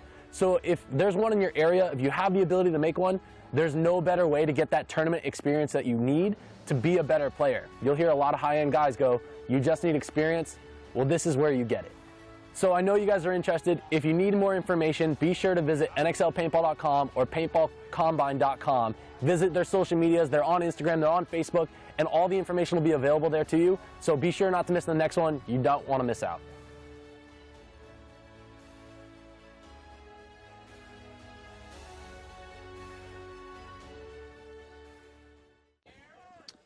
Welcome back. Thank you for joining us. 2017 National Collegiate Paintball Association Championships. I'm Matty Marshall with Kevin Catfish Arcia. And right now, Clemson getting beat up by Temple pretty bad, Cat. Just a little beat up. Just a little beat up. Well, and right it now. was interesting. We were listening to the interview with Lauren as she was talking to Marston Conti from Clemson. He was talking about how they needed to become more aggressive in this half. I don't think that's the way to go here. I mean, they're already playing arguably the most aggressive out of any team other than maybe Temple that we've seen, which is why you're heading into the second half looking at the score being 6-1. The other games ended at 6-1 or 7-1. So the reason why a lot of points is because they've been playing aggressive. So we'll see. Things about to go down right now. Again, Clemson in the orange and black on your right-hand side, and Temple in the red and black on your left-hand side. So they definitely did not push very aggressive here. There goes a little bit of aggression on that D side, but keeping some bodies in that back for Clemson to try to roll the guns. Temple also playing really aggressive in this game. Looks like the Tigers are right. You know, they're able to get into that 50 Dorito area, and looks like the Temple's not trying to get into the snake here, or coach is talking to his player, trying to joystick him in there. Well, Clemson ignoring the snake. Temple, you're saying, is attacking on that side, trying to get, you see their body language goes right into snake 1, past snake 1 into snake 2, goes right to the 50. Why does he go to the 50? There's no one to stop him. Yeah. So Clemson, trying to do damage control, runs out to the back corner bunker on the snake side of the field, and then fills the stand-up Temple behind as well. So good repositioning here. Yeah, but at this point, it's too late. The damage has been done. He's at the snake 50, you know? Well, he's there, but he's playing very conservative in this spot, has his gun up. You can see he's not even at the 50 right now. He's just laying in the leg behind it, because at least they put a little bit of pressure on him. But Clemson, again, survivability issues, a factor out here in this gunfight-heavy field, and they lose a body on that Dorito side. Now Boucheri makes his move to the 50-yard line here, snake side. Looks like he has a couple guns, tying up a couple guns here. Boucheri doing his job. That's what his job is right there. Get into the 50 and tie up guns. And out of the 4 that we have on the field for the Tigers, looks like 2 of them are on him. Doing his job, doing it correctly, sir. The Tigers are on the gray area of the field, while the Temple Owls are hanging out in the red. Well, Temple's in real good position right now. Yeah. They have D3 at the 50-yard line Dorito here on the snake side, and they are doing exactly what they need to do. Tie the guns up and make Clemson have to play tight in their spots and get dinked out. And that's what's happening. But nice run down here on the snake side to get Boucheri out of there. So Clemson getting checked out by the ref. He is clean, and in snake 1. 2 bodies in front of him, but no one in the snake with him. So this is his point to win here. He's got to be really careful. How many owls we still got available here on the Dorito side? Looks like 2. On the D side, 1 for sure, as Temple does have a body. You can see their dead center screen in the red zone at D3. I mean, the last player in the snake is not a good position. Yeah, this is he's about to get welted up. Yeah, they tap him out. Yeah. Mercy was given right there, sir. That's a good little come from behind. Temple with Boucheri, I wouldn't say come from behind. I mean, they obviously have a big point lead, and that was a pretty even point. But they had position. But losing Boucheri over here was big for Temple. But Clemson, again, just survivability. They lost 2 bodies on that D side pretty much at the same time. And that was it for them, because they just had this 1 player over here on the snake side. So not getting a good look of it here. Clemson, and it comes down to Temple's making better moves and Clemson's getting shot out of their spots. Yeah. Real simple. It looks like they're starting to concede the snake, too. That's not a good thing. Yeah. So you're looking at the action go down in the snake. So there's Boucheri. He gets shot out of there. And Clemson was able to take that spot, but then he gets run down by two guys right in front of him, and then there was another body on the D side. So Clemson, even though they said that they were going to play more aggressive, went less aggressive here, so maybe trying to fake Temple out. But Temple played, they didn't have a reckless breakout, but they were able to get penetration on the D side real quick. They got in that red zone. They get Boucheri up in the snake, and even though Boucheri dies, they still were able to dominate the gunfights, and that's really been the difference here. Is Temple is just dominating the gunfights. Clemson a little too sloppy in their bunkers here. Yeah, Catfish. Clemson seems to be getting into the Dorito like they were saying earlier when they were talking to Lauren, and but they're not surviving like you said. Survivability is not good on that side of the field for them, unfortunately. I mean, it's great that you're making that bunker, but you need to put someone in there that's going to survive or at least get you a couple kills, you know? And that's across the board, too. It's not just the front guys. Yeah. I mean, it's really hard to be a front guy if your back guy's constantly dying behind you. Yeah. So now How's that? we'll see if Clemson can get it together here. Oh. Down by a bunch, but they get a little bit of a break. As it looks like Temple, one of their players doesn't even have a gun. So this is like one of those drills. You want to work on communication? Do drills where you just have a guy and he doesn't have a gun. He's forced to talk it up, but Temple just throwing an easy point away right here for Clemson. This is Clemson should. I mean, Clemson's. This is a gimme. This is a gimme one for Clemson. Clemson now at the 50-yard line in the center. They also have the snake, and there's really only one player left alive right now for Temple, and he gets taken out. So this is a real quick one for Clemson. They needed this one, Catfish. Yeah, they needed it. It's a gift. Gift from the gods. Here you go. Here's a point. Well, they need a bunch more because now it's only now it's 7-2 with 6 minutes and 23 seconds left. So 5-point spread here as long as Conti is clean. Not sure what happened over there for Temple, but it looked like one of the players got out late. That was the first drop. Well, one of them didn't even have a gun. How'd that happen? Second one is he didn't. I don't know. I think they were just trying to get bodies out there. I don't think I've ever seen that. I've watched a lot of paintball over the years, more than most, and I can't remember ever watching a guy go out to start a point without a gun. Here it is right here. So you see they have 3 bodies, and there goes the 4th, and there goes the guy with no gun. Yeah. So, a little word of advice. If you don't really need to be out there if you don't have a gun, hey, you're this useless. is a battle, okay? You're useless. You need to bring a weapon to the battle. If you're not, if you're not You're bringing useless. to a weapon to the battle, then I wouldn't say he's completely useless because he's out there at least, so that is a live body, and he could maybe run and grab the flag. But remember, we used to do that as a drill. Yeah. If you got a guy on your team who is not being effective as a communicator, the best way to get him to communicate is play a point, but take his gun away.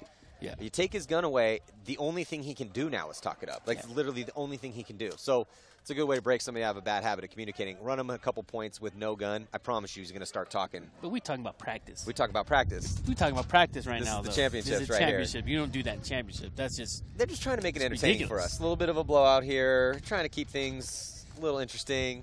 So it looks like we have a little bit of a timeout. Really and exotic. We're going to hear a few words from our sponsors. So stick with us. We'll be right back.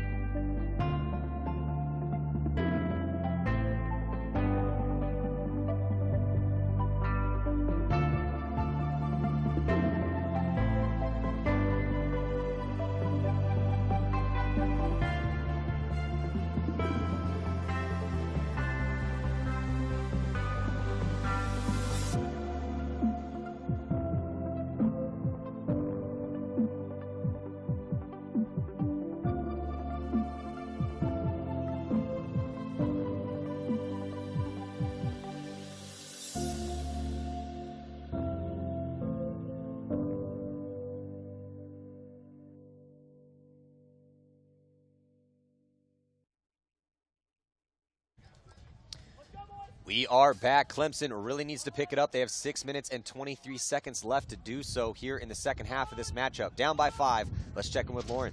Thanks. During that last point, the ref said that 2 of the Temple players never tagged up, which is why one was taken off the field. The second one that didn't tag up was told to get off the field, just looked at the ref and didn't get off the field, which is why that minor flag was thrown. Of course, all the Temple paintball players are saying that they did tag up, but nonetheless, they're still in the lead. Back to you. Yeah, and quite the lead it is. 5-point spread here, 6 minutes to go. Clemson needs to be on the attack, and a big fill from that back center all the way to the Temple insert here. Snake side, also to the 50-yard line in the center. There on your screen, looking towards the Dorito side of the field, but Catfish, Clemson, again with survivability issues, losing a body on that Dorito side of the field. And it looks like they're about to lose their center guy as well. Looks like Temple's sending one of the Owls up the middle to alleviate him from his position. Nice execution in that center, and then off of that, making the move into the red zone. So I really like the secondary moves that I'm seeing out of Temple. Shari just going in at will, just knowing when. Oh, but he didn't. And just gets in the pack. Yeah, he went in real high. Yeah. And just not able to stay alive in there as that angle was just coming in. So now Clemson able to get into the snake. Temple losing another body on that D side, so 2 bodies have come off for them. This is a situation where Clemson has an opportunity to try to get this point spread a little bit closer. It's still pretty even on the body count here, as there is the player for Clemson. Under 5 to go. He looks a little confused in there. Yeah. Oh, as far as which way is he going to shoot his gun. Oh, Temple player taking a core sample. Get it. Oh, man. I'd be real surprised if he gets a paintball out of that gun right there. The core sample. Well, he's going to need to shoot the 3 inches of dirt he has in his barrel out. And well, he has his hopper. Now he's got his hopper off. Yeah, he's riding the struggle bus over here in Snake 1. Definitely. D2 is hot, though, for Temple on the opposite side of the field. And there's moves being made by Clemson to mirror that. He's now in D1. Oh, Clemson's player on the snake side also having a little bit of gun issues. I think Chin's finally got his gun up, though. He just loaded up a new pod. Haven't seen him shoot any paintballs out of there yet, though. I don't think he can. Well, he needs. Oh, he does. There he goes. He's got it up and rolling. Clemson loses a body off on that D side, so they're starting to run out of opportunities here. Oh, man. Wholesale. Ugh. White needs to walk the field a little bit more. Yeah. White's doing a good job of getting into the snake, but once he gets in here, I don't know if it's a lack of communication, not knowing where the bodies are, but he seems a little confused as to what angle he's going to shoot. Oh, that's the point. But I don't, White, hey, he got in there, and is he still alive? Who did this point go to? Did it go to Clemson? I'm seeing bodies walk all. White's now walking off. I think Clemson conceded it. Okay, yeah, so White got saved by his teammates conceding that point, as there was one body left on that D side for Temple, so that's going to make it now, again, a 6-point spread here. It is not looking good for Clemson. Yeah, not at all. Besides, there's a lot of things going wrong in their end of the field over there. Well, let's check out this replay, and then we'll try to break it down for him here. So you can look at that move in the center. There comes that execution, and Temple playing the aggressor. And then here goes, see how high he is up there? He's just going a little too high around that corner, that bunker, and wasn't able to stay alive in that angle. And then here's the core sample. That's why you want to keep the tip of that barrel up when you kind of glide on your elbow. And he loses his hopper, a little bit of a yard sale here. So he grabs the hopper and then has to do a little bit of surgery on his gun. He did finally get it up and running. So, hey, he maintained his composure in there. But let's break Clemson down. So at this point, at this stage of this game, down by 6, you're going to have to run on that ragged edge of aggression. So you're going to be playing a little bit more aggressively, actually much more aggressively now that they have under 4 minutes and they're down by 6. They have to ride that edge. But before this, Temple, more calm and composed, better job of working out the gunfights. And as we've seen on this layout with the bunkers and the way that these teams have been playing, even though these two teams have played it more aggressively than the other 2 matches we saw this morning. But Clemson is just having big survivability problems. They're dying out of their spots. And also, like when we watch White get in the snake, he doesn't seem to know what angle to shoot. Yeah. That's something, whereas, say, like Hall, when Hall was getting in here, or I can't remember who the player was for Drexel, when he was getting in there as well, too. Very calm and composed, but knew all of the shots before he was even in there. Yeah, Kevin. Yeah. So that's what Clemson needs to work on here the rest of the weekend. Oh, this is just...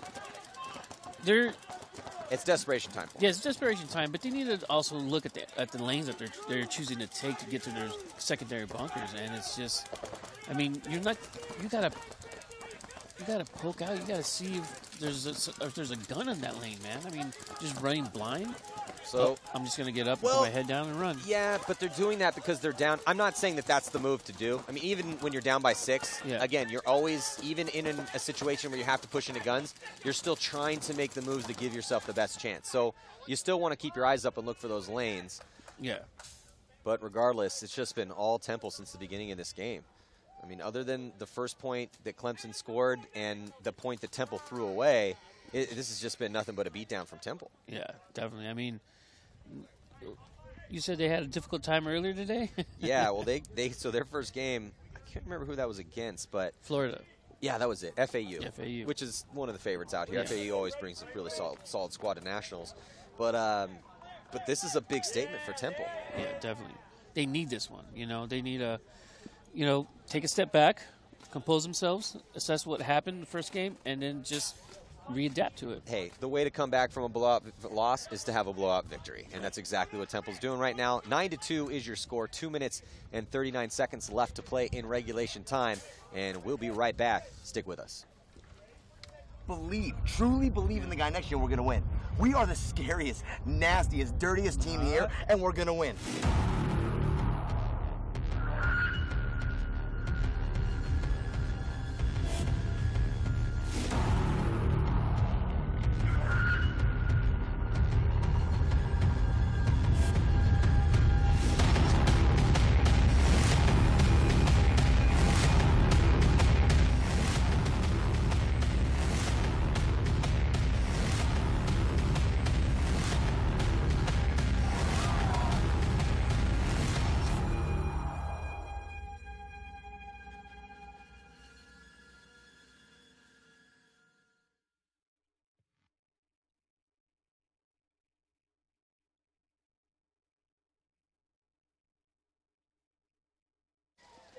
We are back. 2017 NCPA Championships. Catfish, nothing but blowouts this morning. Yeah, it's been, we come here and do our jobs here, but it's very difficult to be Tell able the to same story? Tell the same story. Yeah, Well, it's just real difficult. Looks like a timeout being called here, and if I was Clemson, I would absolutely call a timeout right now. And while we have a timeout, let's check in again with Lauren. Hey guys, Clemson knows that they aren't going to be able to win this match, but they're staying pretty cool and collected in the pit, saying they're going to take this as their learning match. It is their first match here at Nationals, so they took this time out to kind of talk about it, see what breakouts they can run to figure some things out for their next match, and they said you never know. You might see an all-wall. Back to you. Oh, the mythical all-wall play. We've been begging for this all year, for like 2 years. Yeah. Maybe we'll see the all-wall, 5 players of the wall, but on this timeout, They we're won't gonna, do it. We'll, They're not gonna hey, do it. we will see. But we'll be right back with after another word from our sponsors. Stick with us.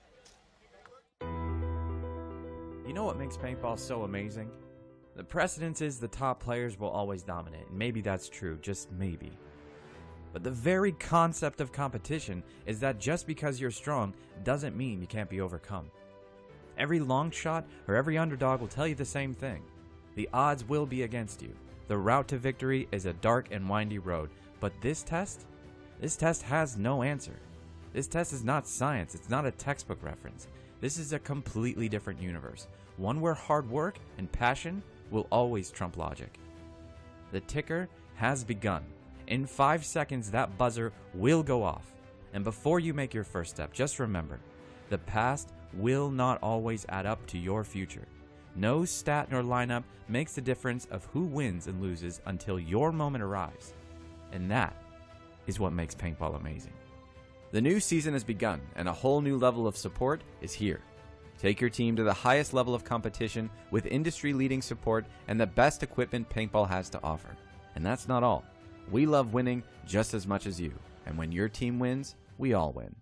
Join the sponsorship program and earn tons of free paint this year. Hear more at paintballsponsorship.com.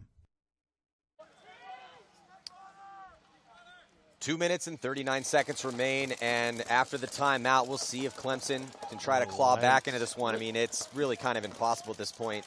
Your score, a lot to a little. 7-point spread.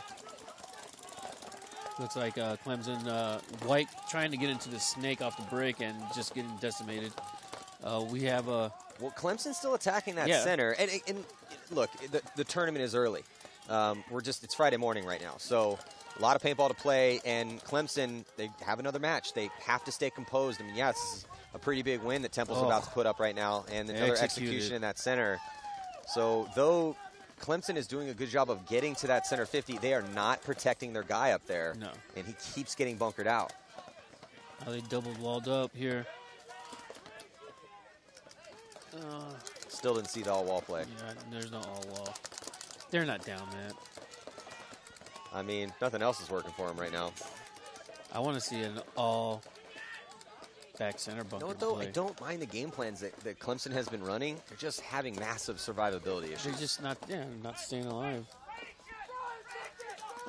So Chinnan, good spot over here, and Temple could just grind the time down, take this win.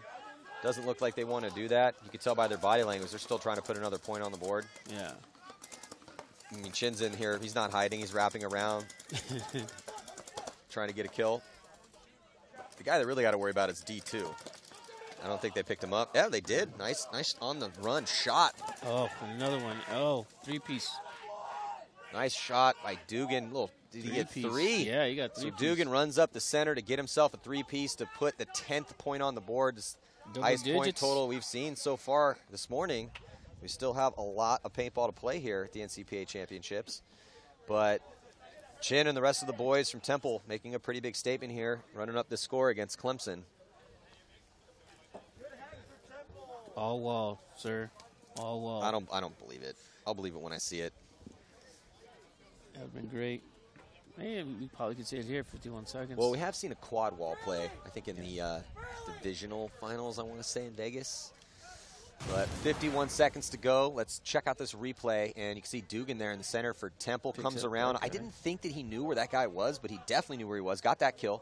Gets himself his second and his third kill to complete that run through. And he was pretty pumped, and as well he should be for that nice move there. Clear out the remaining players for Clemson and put that 10th point on the board for Temple. So, again, learning experience here for Clemson.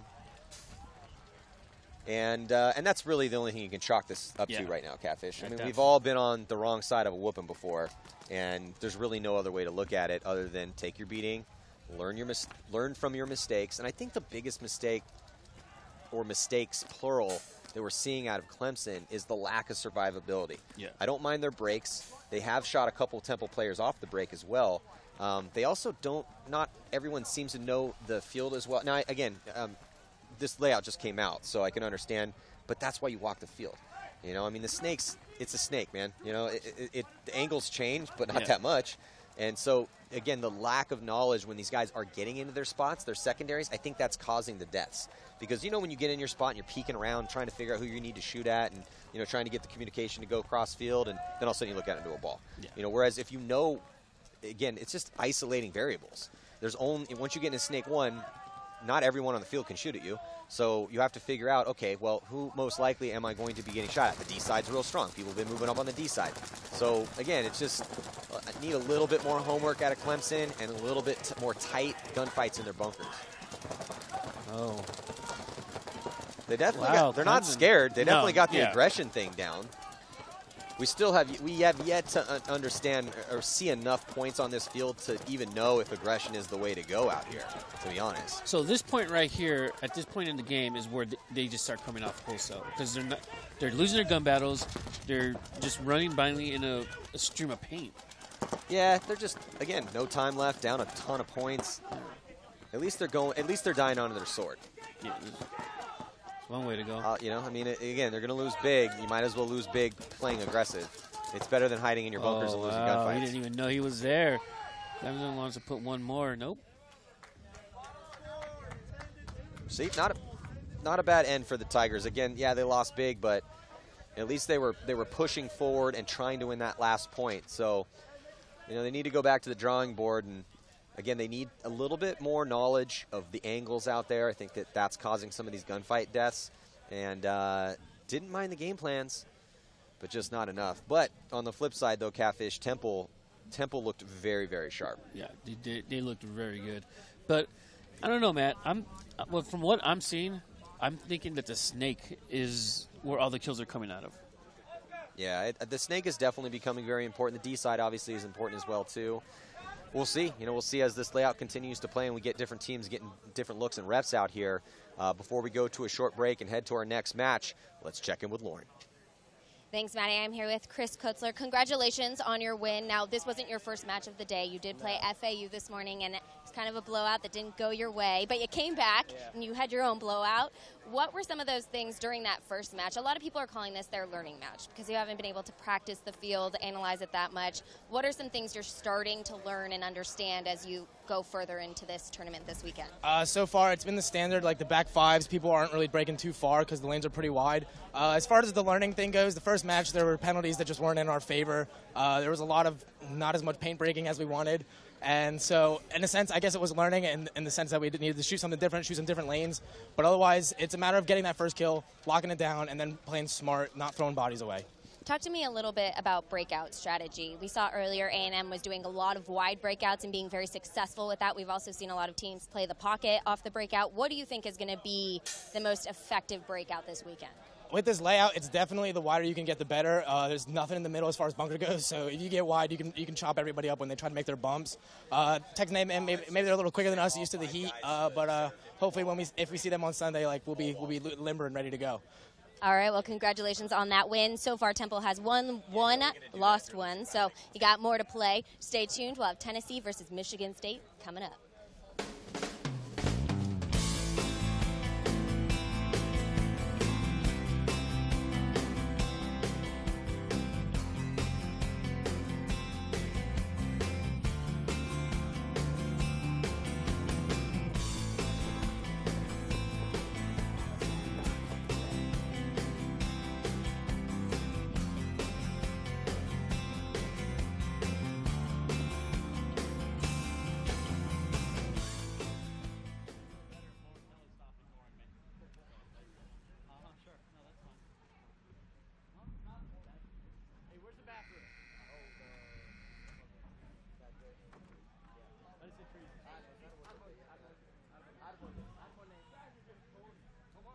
What he said. That. Arbolist. That terrible English accent right there. That terrible American accent. Hey, you need to try it. You're looking at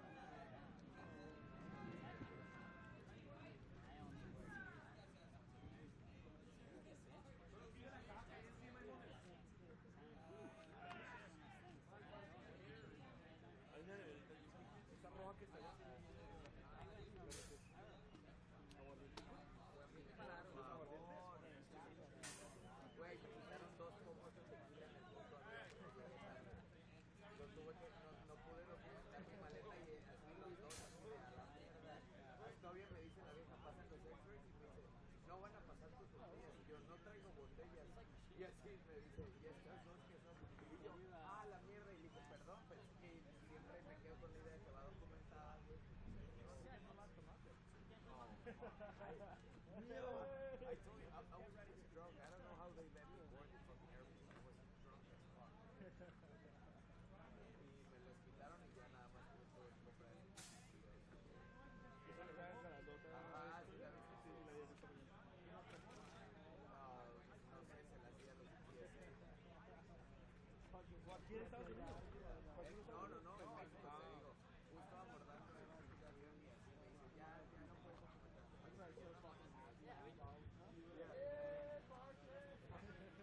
Thanks, your car. I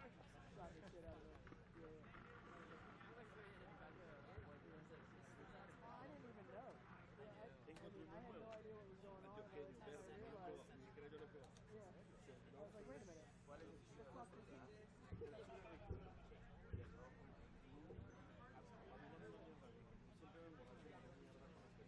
Pero entonces estaba comprando y vi una botella y como vi verdes, nunca he visto verdes. Lo compraste. El pequeño verde. ¿Y esa madre es barata y en Colombia o está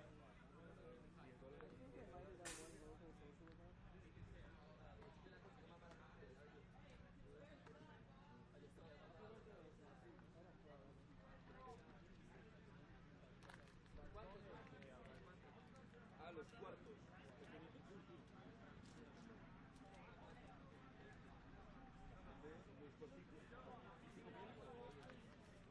Un cuarto y medio. No, es que la media por 18, el cuarto vale como 5. Like ¿no puedo orinar? ¿Cuánto tiempo tienes? Yeah, these, I mean, you,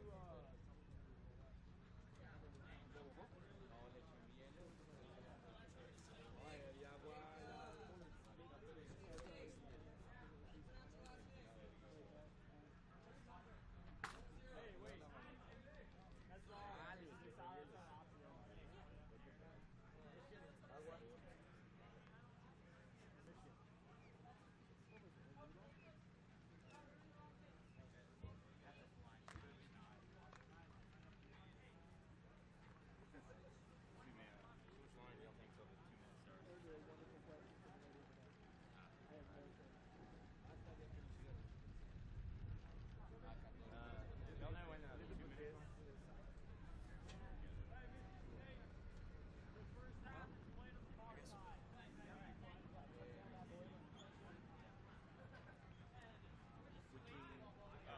Oh, thanks.